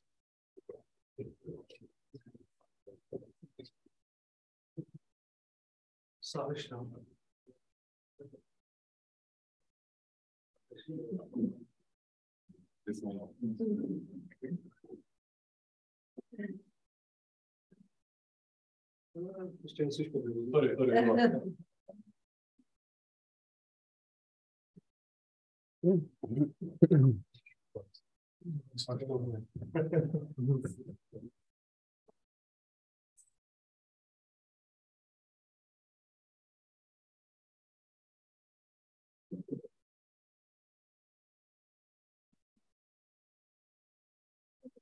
It's not yet on.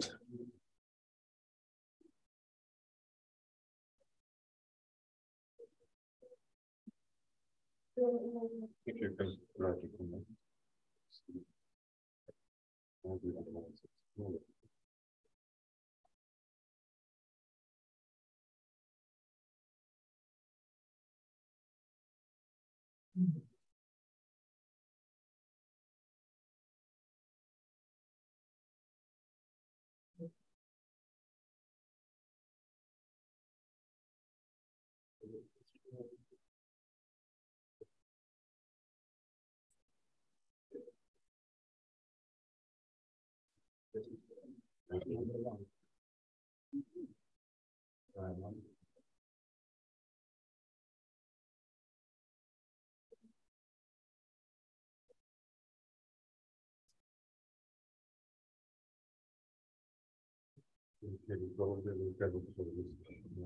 And it's possible to move the presentation to complete equipment also.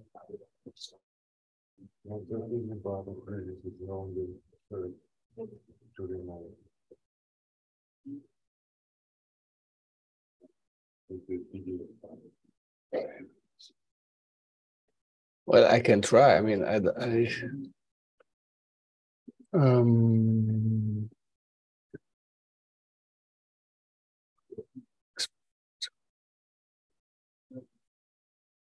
normally this doesn't work well, but I mean, we can try.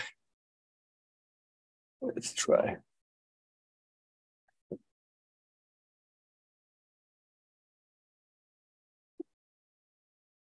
So, okay, then.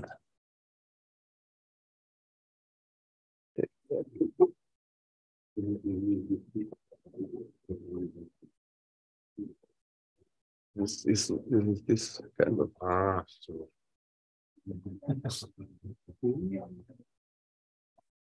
but we have a second. yes. So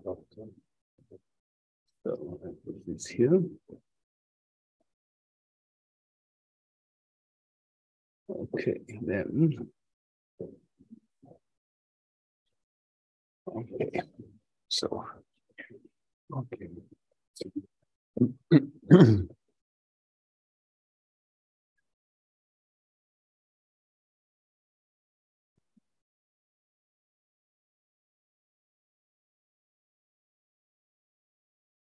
Cannot recognize it. Okay, yes, because it's special file system. yes. Can it be read by Linux or not? Because I have a Linux in my notebook. You can try. You can try.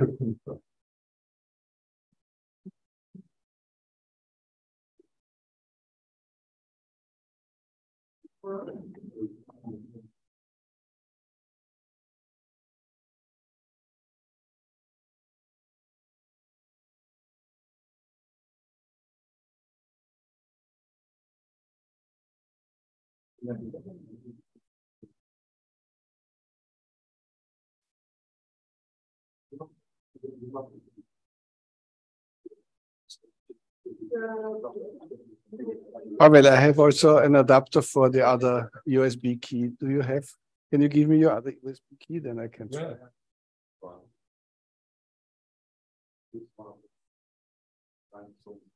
Doesn't recognize it. Doesn't recognize it. Okay, let's see. I hope that this one recognizes it.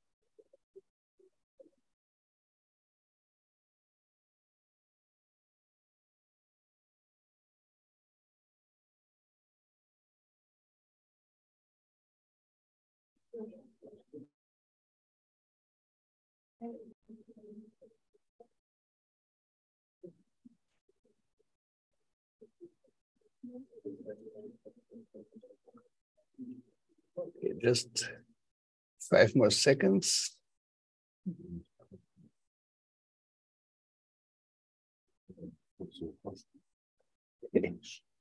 Okay, eject.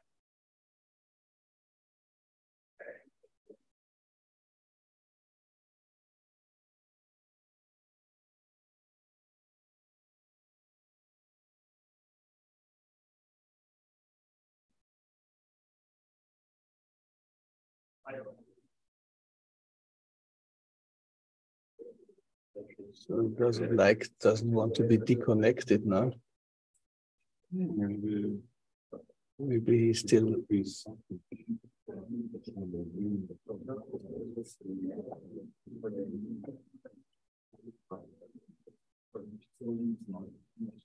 I guess we can. Oh, we can try. We can.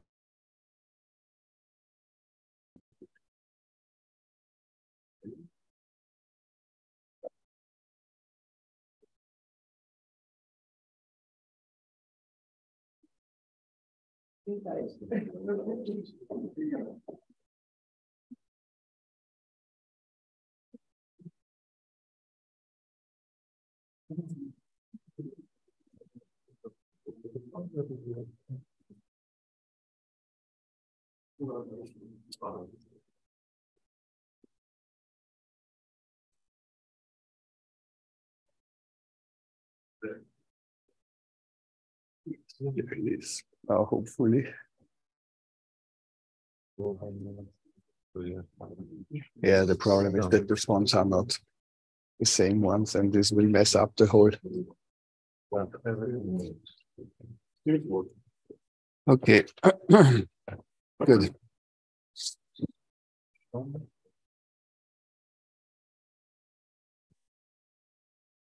Okay, this is switched on, so but later on for the tutorial, is LigaScout installed on this machine? You'll do this quite quickly, not within a. Maybe we can check with the one of Hannes. Okay. Okay, so sorry for this interruption due to technical issues. So can you hear me over there? In the no? It's on. Microphone is on. Yes, it's on.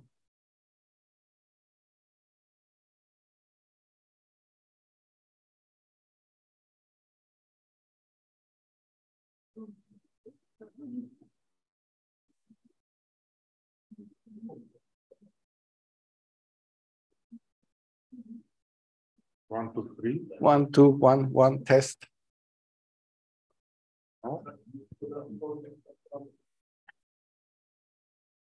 This is on. It's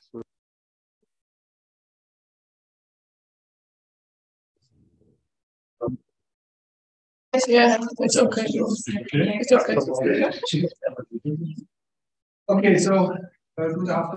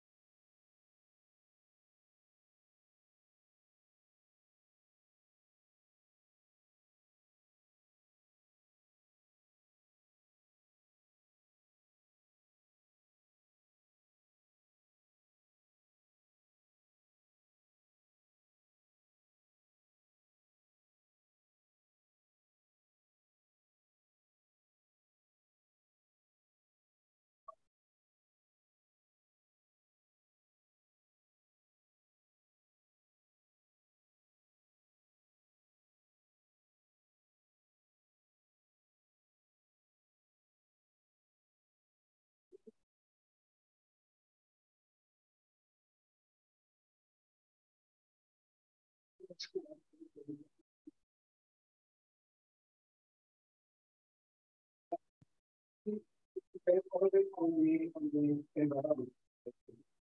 So if you have design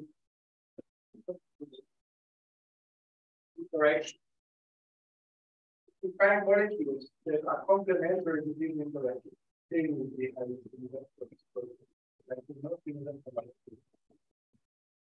And so there are several ways to look at similarities and more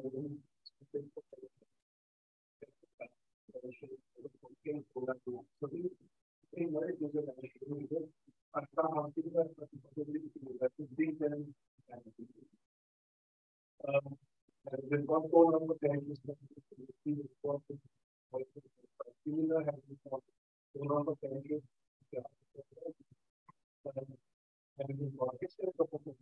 other correlations potentially so it actually was is quite similar to previously anybody will try might look completely different. So when you think about this,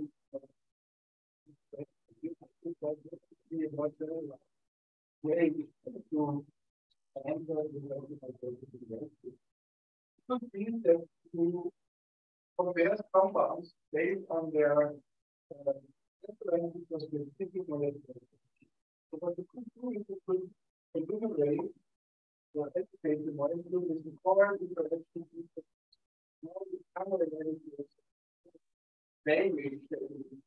interaction that we want to encode into so-called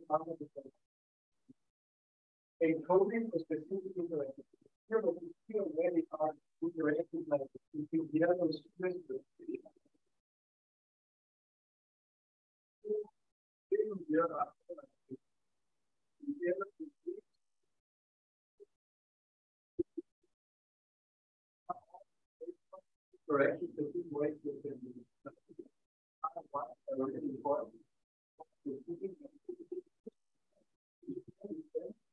but which of them are very important for this specific process.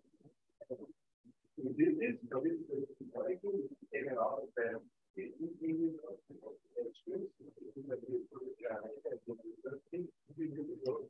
And this is taken out from an relation.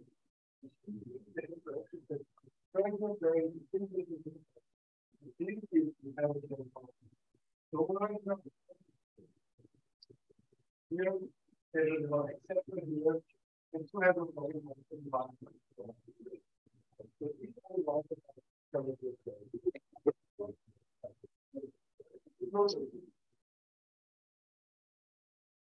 so, this is a sort of introduction to this pharmacophore concept. This pharmacophore concept is not new, it's really an old concept, actually.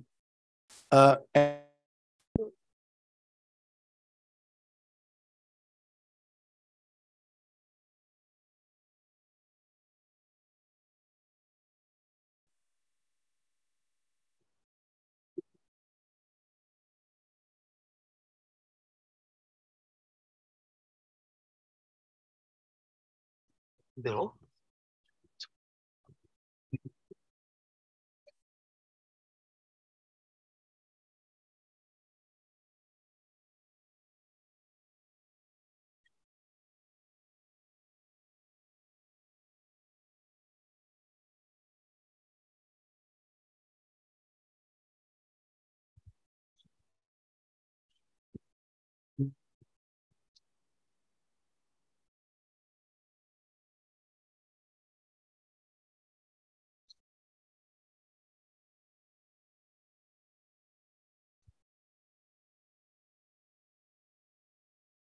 Get three different images here from the same model. This is a pharmacophore model. This is a so-called structure-based pharmacophore model that is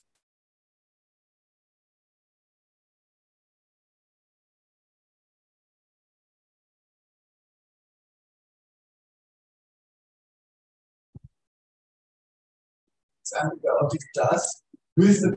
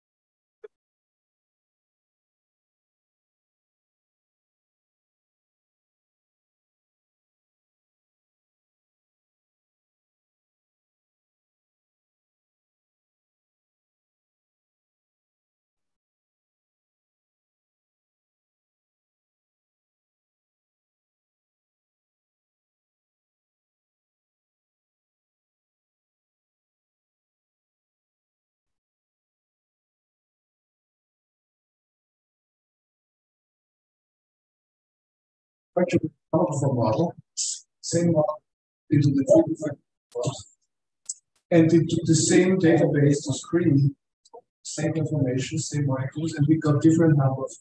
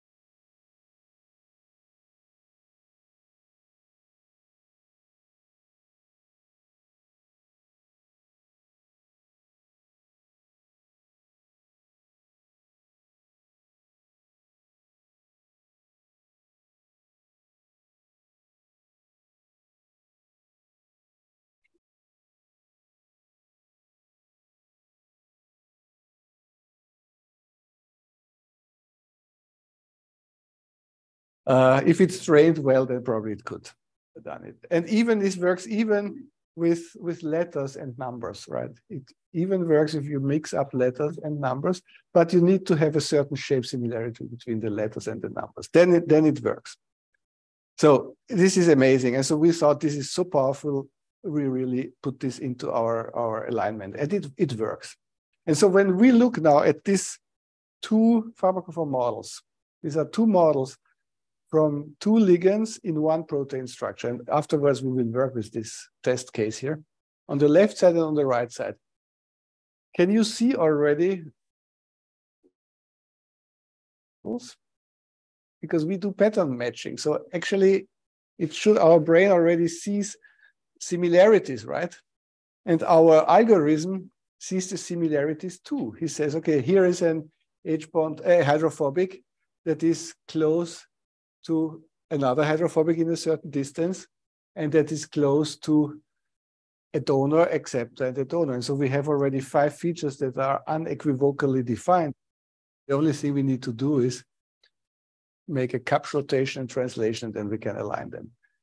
So easy. It's really, and you don't need to press any kind of, say this one with that one, this one with that one. This is done automatically, and you get the best possible solution. So, and it's extremely fast.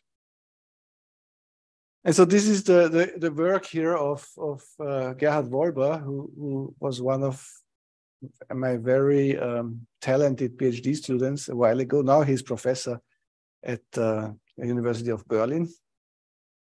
And he programmed, as a part of his PhD thesis, the prototype of Ligand Scout. And at that time, there was no tool available where you could generate automatically from an X-ray structure and a ligand, a co-crystallized ligand, or from an NMR structure and a co-bound ligand and a pharmacophore model. And this is what we did here. And we used this to in a high throughput way, process the entire PDB to get all pharmacophore models from the PDB. This was his work here, and this is the prototype that came out. So it had already a graphical user interface, which is quite amazing for academic software, I would say. And you could run here through the PDB, so with this little slider, and for each, when you would stop, it would just take the next PDB entry and generate automatically the pharmacophore and give you all the information about what is there to find. So, of course, there's a lot of calculation behind, because as you know, the data in the PDB is not complete. So there is no information about protons. There's no information about hybridization states. There's no information about bond types. So you only know it's a carbon that is connected to a nitrogen. This nitrogen is connected to another carbon, etc. So you need to find out, and you have the X, Y, Z coordinates. But you need to find out, is this a double bond? Is this a single bond? Is this a triple bond, etc.? Where are the hydrogens? So there's a lot of heuristics behind. And we made it available on a click of a button. So this happens while the structure is loaded and these things analyzed. And so we started with this automated structure-based pharmacophore generation. And then finally, we created a company to develop this software into something professional.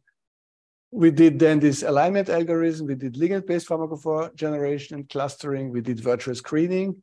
And then there was a huge phase where there was a code refactoring. Up to this point, it was a monolithic code, so everything in one piece of code. Then, and this was up to version 3. And then with version 4, we modularized the code. So we implemented dynamic relational databases for tables, included docking algorithm and rescoring algorithms. Then we created KNIME extensions. And the last thing that we are doing is a pharmacophore-based analysis of MD trajectories, quantitative pharmacophore models, and we are still refactoring now for the next version of LigandScout 5 since 2 years again. So it's a little bit painstaking. So this is the actual version here, the graphical user interface that you will work later on. And this is one step here where you start to type in the 4-letter code of the PDB into structure-based perspective, and the protein is loaded and already highlighted where the ligand is. You need to click on this yellow box, and in this time already, the ligand is interpreted. So you see there are double bonds, single bonds, aromatic rings, and then you click on one button and you get the pharmacophore model. And the pharmacophore model is just generated based on complementary interaction features. There's only a feature set onto the ligand if in the protein there is really something that is interacting with this part of the molecule. If not, then there is no feature, right? So this is very important. This is so-called structure-based pharmacophore modeling. And I really believe that we revolutionized the way that this is done, because at that time it was possible to do it automatically and to do it in a high throughput. So since that time, we have seen a lot of papers, and it's every once in a while I go into the literature and check. So there's more than 2,800 papers out there now with all different application cases, from structure-based modeling, ligand-based modeling, virtual screening. This is something that you will be using also as a part of your hackathon, I guess. And for the aim of identifying hits as first points to optimize for drug discovery programs, then to do fragment-based design, to do lead structure optimization, even in elucidation of protein-protein interactions, in drug repurposing, and in profiling for side effect or toxicity prediction. We can use this. So it's really, really amazing, and I'm very proud of this, that it is used worldwide by so many people, and they're publishing these very nice articles. And I just want to highlight a few of them. One here where people compared the virtual screening efficiency of LigandScout and the predictive quality of the pharmacophores with other screening methods. And so this is a ROC curve here that Hannes already introduced to you. So this is the ROC curve that they obtained with the pharmacophore model. So it goes up very steep. This means that you only have to screen a very small fraction of your library and you get all the actives, or most of the actives, like not all of them, but like something like between 80 and 90%. So something like 85% of the actives you get within the first 2% of your library. If you would flip a coin, you would end up here. And so this is the structure-based pharmacophore model that these people used. And they had a big data set of a quantitative data set of molecules that they had measured and were comparing different methods. And then they show this diagram here, all the different ROC curves. And you see that there are methods that are worse than average. Only at the later stage, they get a little bit better. The yellow one starts a little bit better than average and then goes below average and will never recuperate. So it's worse than flipping a coin using this virtual screening method. Some are doing quite nicely, but still the best one is this one. And it stops here, so it doesn't go to the end. Why doesn't it go to the end? Because it does not retrieve all molecules. And so what we do in order to be able to calculate the AOC is we then connect from this point where ligand scout stops finding any molecules. So he misses some, of course, or she, however we want to say. Then we draw a line to this point here to be able to calculate the AOC. But the authors' conclusions are that they say that this pharmacophore model is a highly specific and sensitive screening filter, which makes it very appropriate to identify these molecules. And that it's able also to retrieve a diverse scaffold pool, which is very important. Diversity in scaffold pool is crucial in drug research because you want to do scaffold hopping. We want to move from one scaffold to the other. And with pharmacophore modeling that looks at the anchor points of your ligands and not at the scaffold itself, you will be able to do scaffold hopping very, very well. This is what they're. And so I want just to show you another example here about drug repurposing. And this is an article here that came out a few years ago where people, actually, no, the concept of drug repurposing was reviewed in this Nature Drug Discovery article. And they say the most fruitful basis for the discovery of a new drug is to start with an old drug. So drug repurposing, right? You try to use something that is safe, doesn't need to be on the market, can has passed phase 1 or phase 2, for instance, but maybe missed phase 3 because of lack of efficacy.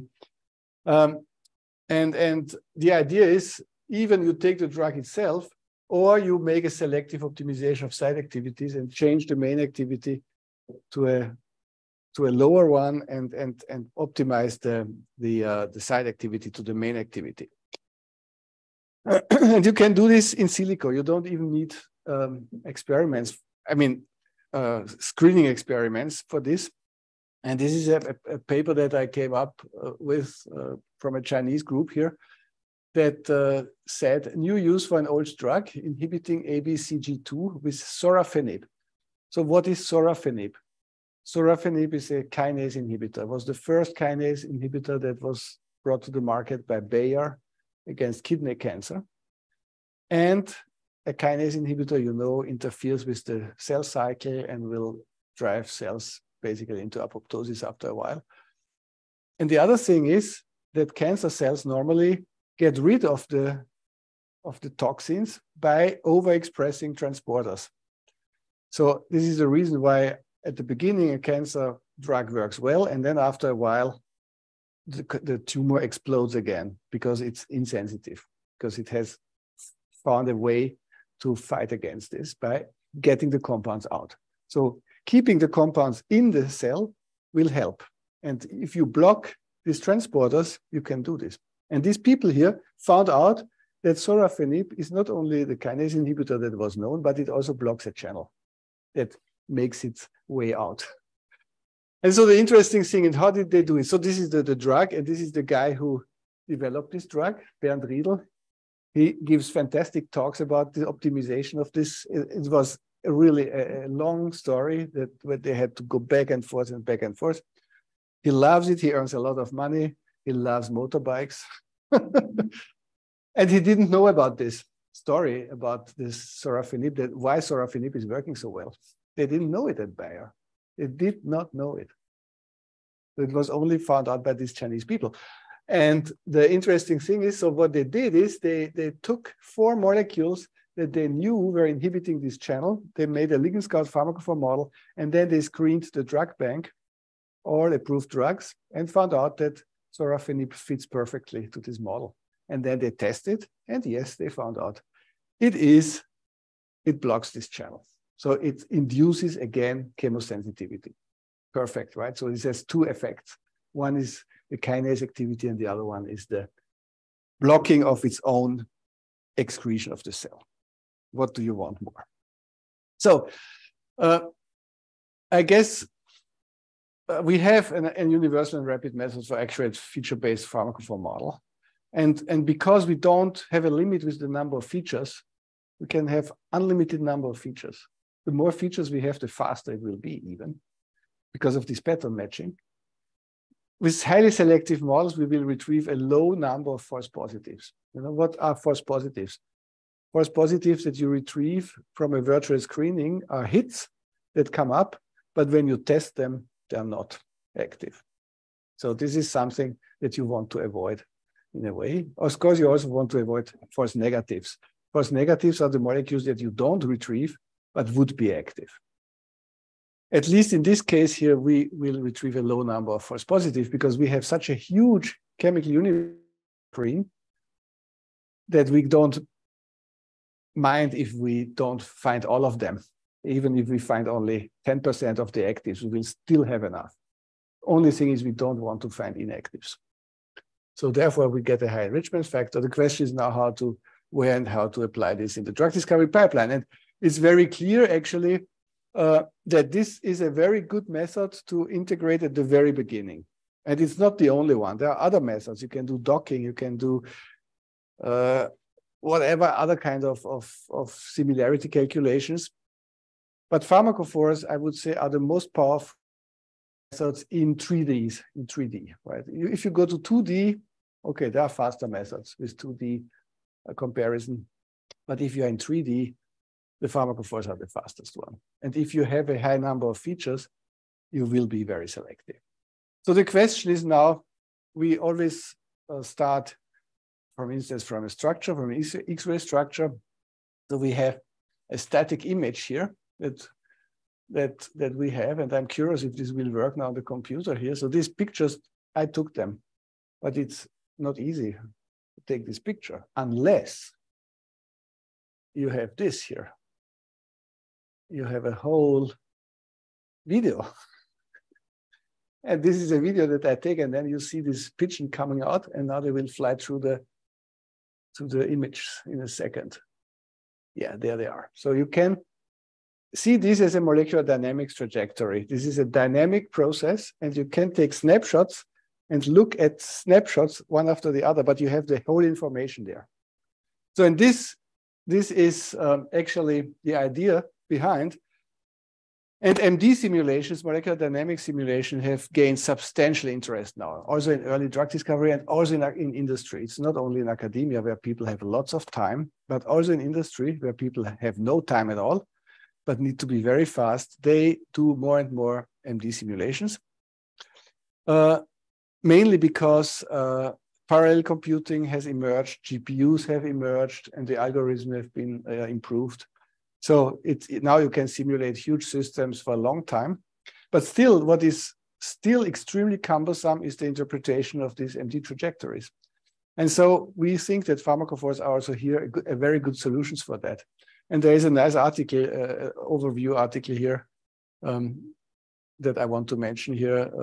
Jeremy and Christine and Gerhard wrote this nice review here on the impact of MD on drug design. And they highlight success stories. So also this is an interesting article for you to read if you're interested in that field. But so what do we do? When we do these MD simulations, we start from a crystallographic structure and then we evolve it. We run it, we apply temperature, we can heat up, cool down, heat up, cool down. We can put ligands in, we can observe how the ligands behave, etc., etc. And we can save coordinate sets at defined time steps, which we call frames.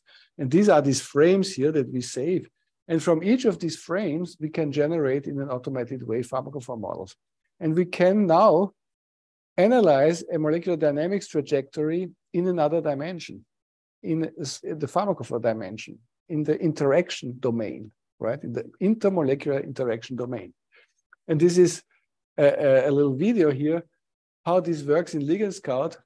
So you have your ligand in the binding pocket, and you see interactions coming and going based on the distance of the interaction partner and the ligand. And so we can see interactions that are very stable because they will be there all the time.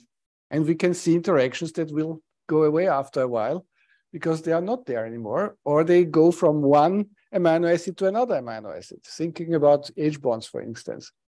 And if you would only look at distances, you might not find this information because the distance would be too far from an H bond, but the H bond might go from one amino acid to another one, but it's always there.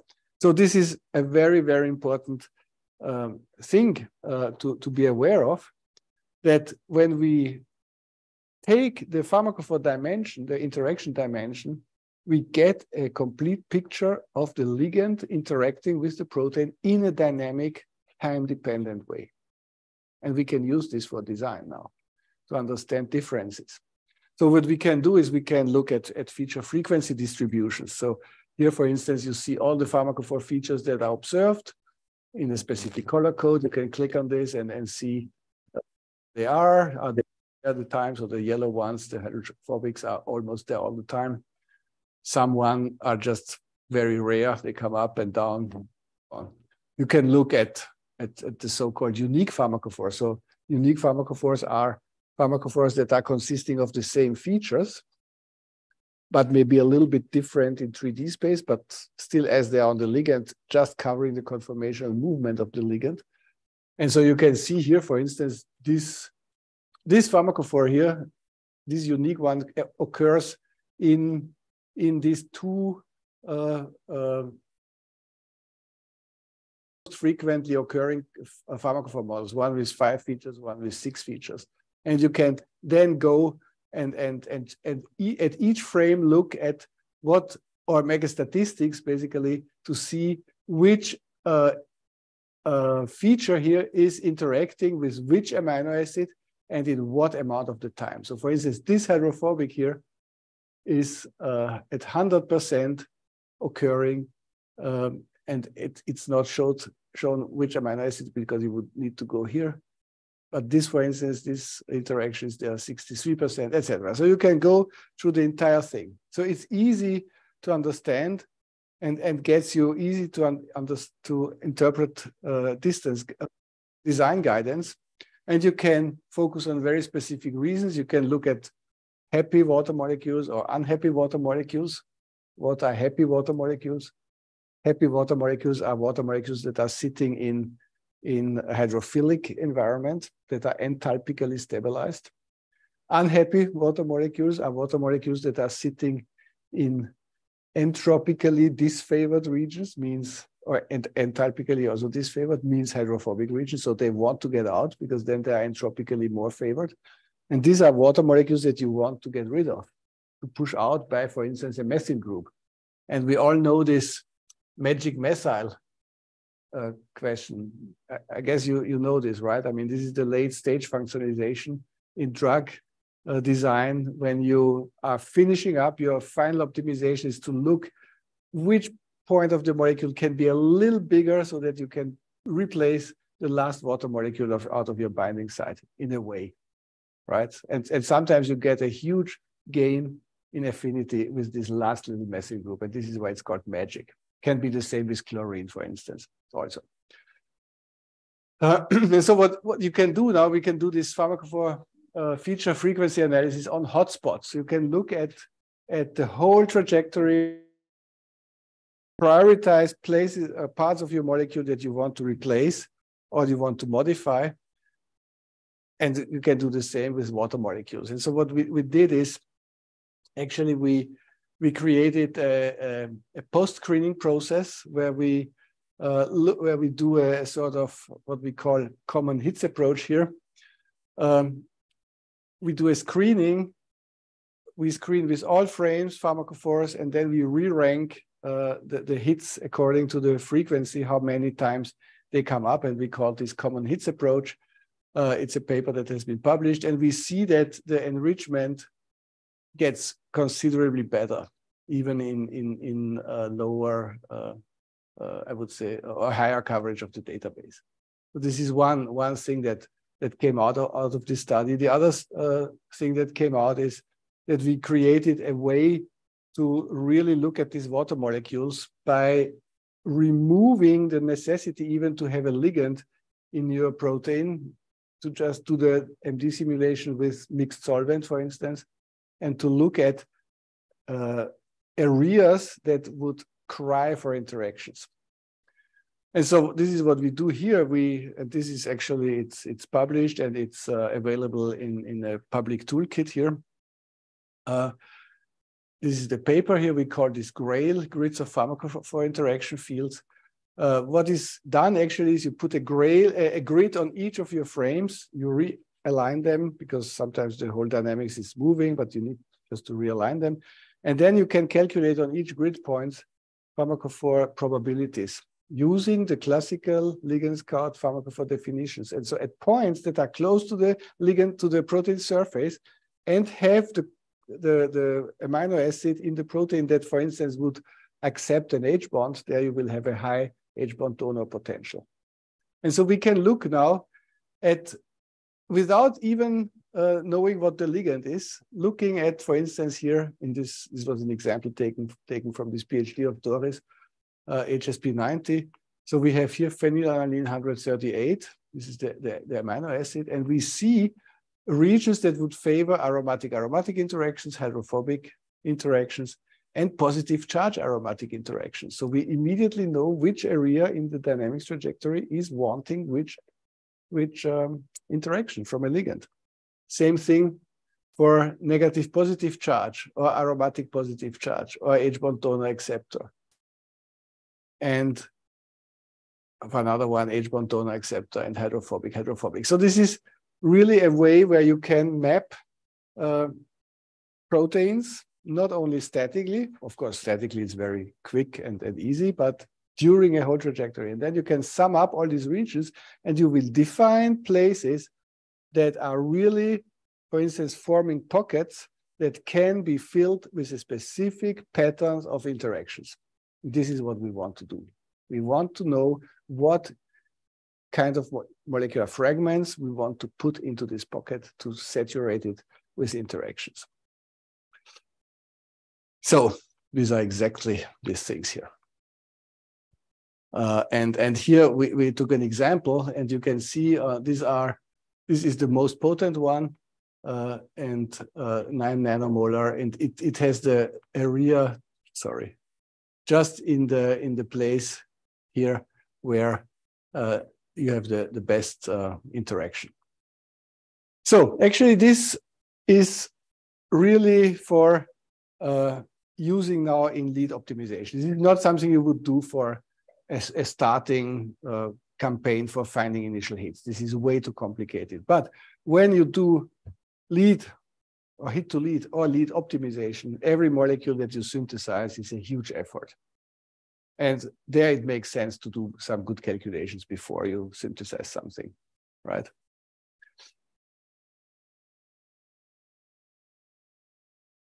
So I want to, before I end, I will just show you another application here. I want to conclude that this pattern recognition phase-based pharmacophore technique is really superior to other pharmacophore methods, which is highly useful for hit ID. And this dimension change from static into dynamic is highly useful for lead structure optimization. But you can also, so this is the common hitch approach. You can also go to the next level here. And I just want to be very brief because I don't want to go too much into the pause here. I want to show you that we can also use these pharmacophore models for toxicity prediction and risk assessment of molecules. And this is part of a European community project that I was coordinating for 3.5 years. It's finished now, and we have concluded with a toolbox that people can download, can install, and can profile molecules and predict if a molecule has a risk to elicit some neurotoxic effect. And we know neurotoxic effects, they are can be modeled basically on a target-based approach. So for seizure risk, for instance, we know that some drugs will induce seizures, and we know the targets, we know the molecular initiating events for that.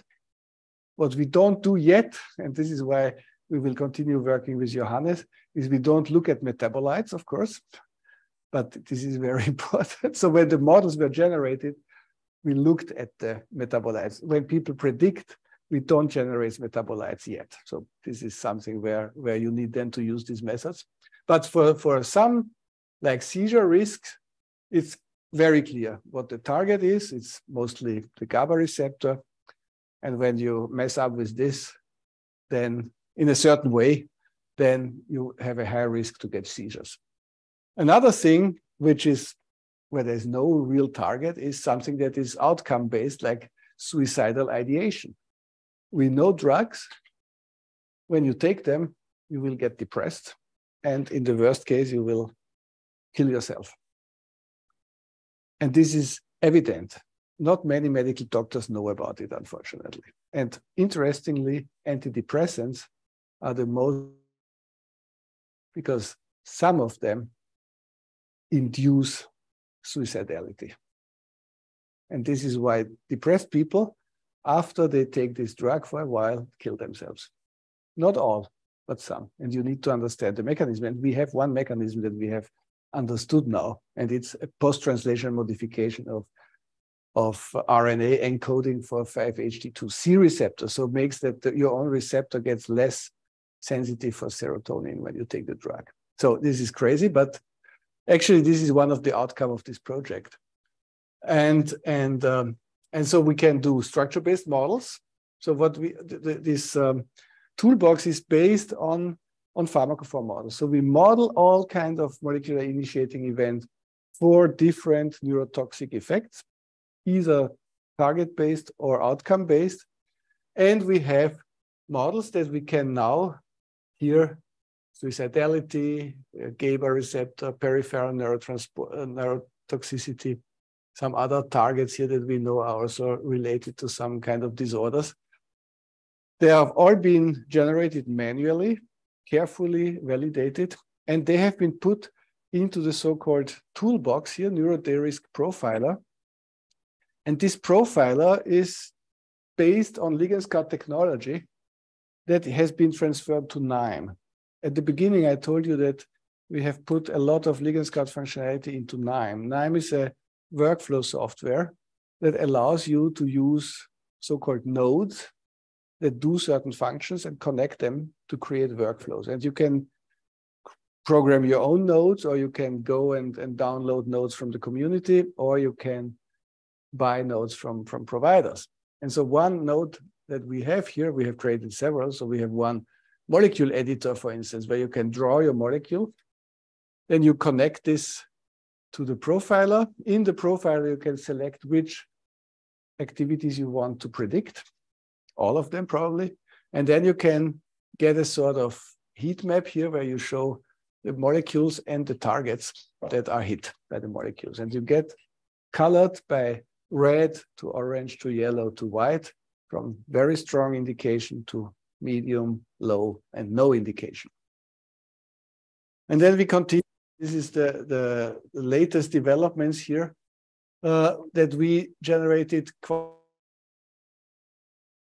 here, that has been developed by Stefan Kohlbacher and colleagues, where we start from basically grain-based pharmacophores that we kind of transfer to merged pharmacophore models.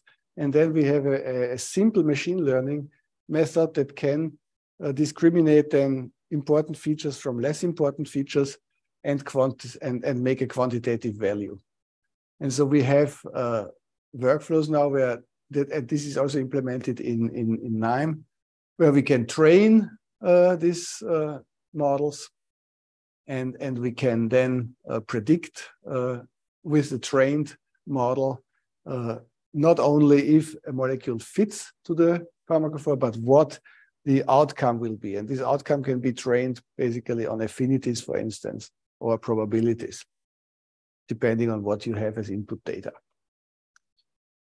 And these 4 tools here are already also present in this NeuroDerisk toolbox, and you can also download them from GitHub here and use them.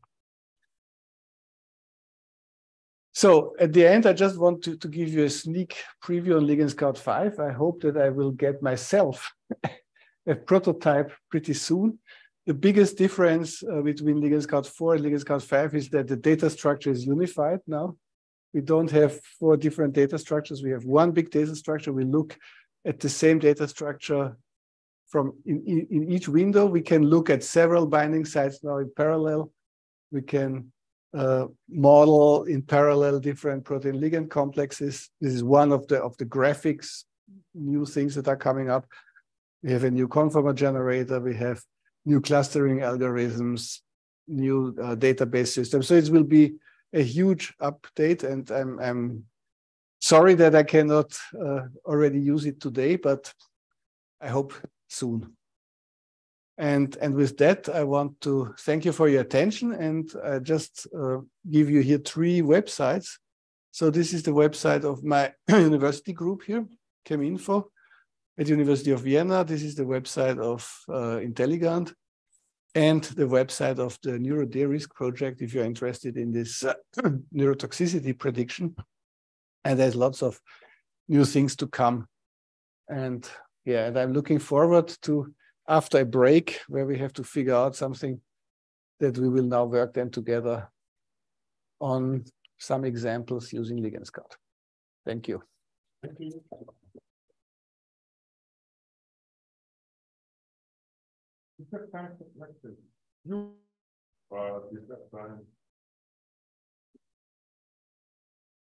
After lunch is always a bad timing. Yes, Mark. I had non-alcoholic beer, so yes. So in terms of the interaction types, so the hydrogen bonding, hydrophobic, aromatic, these are classical and well known. Yes. But newer are appearing, like sigma hole, halogen. Yes, very good point. And this will come in the afternoon. This will come in the afternoon, actually. So we have the classical ones, of course. But we have also the halogen bond now as a new feature, which is very interesting. And so if there will be some cases where you can directly try it out if you know structure. So this is one thing. Then we have covalent binding also as a feature. We have metal binding. So we have 3 metals implemented so far: manganese, I think magnesium, and iron. Yes, these are the 3 ions. And then we have, of course, very important, not only the pi-pi interactions, but also pi-cation interactions. So, you know, you have these aromatic cages sometimes that will stabilize a positive charge, or you have a positive charge in the protein, and the ligand will have an aromatic ring that will interact. This is there. And then, of course, the classic is hydrophobics, donors, acceptors, etc. Other question? The online question? No. No. Did they hear me? Was it working? Okay. Because I saw that they were just looking all the time and looking worried. Okay, so we can close this session and make a group photo. Yeah. You will go to the stairs, and you can get rid of some people there. But usually the stairs make a nice thing for them. Okay, I was just wondering how far.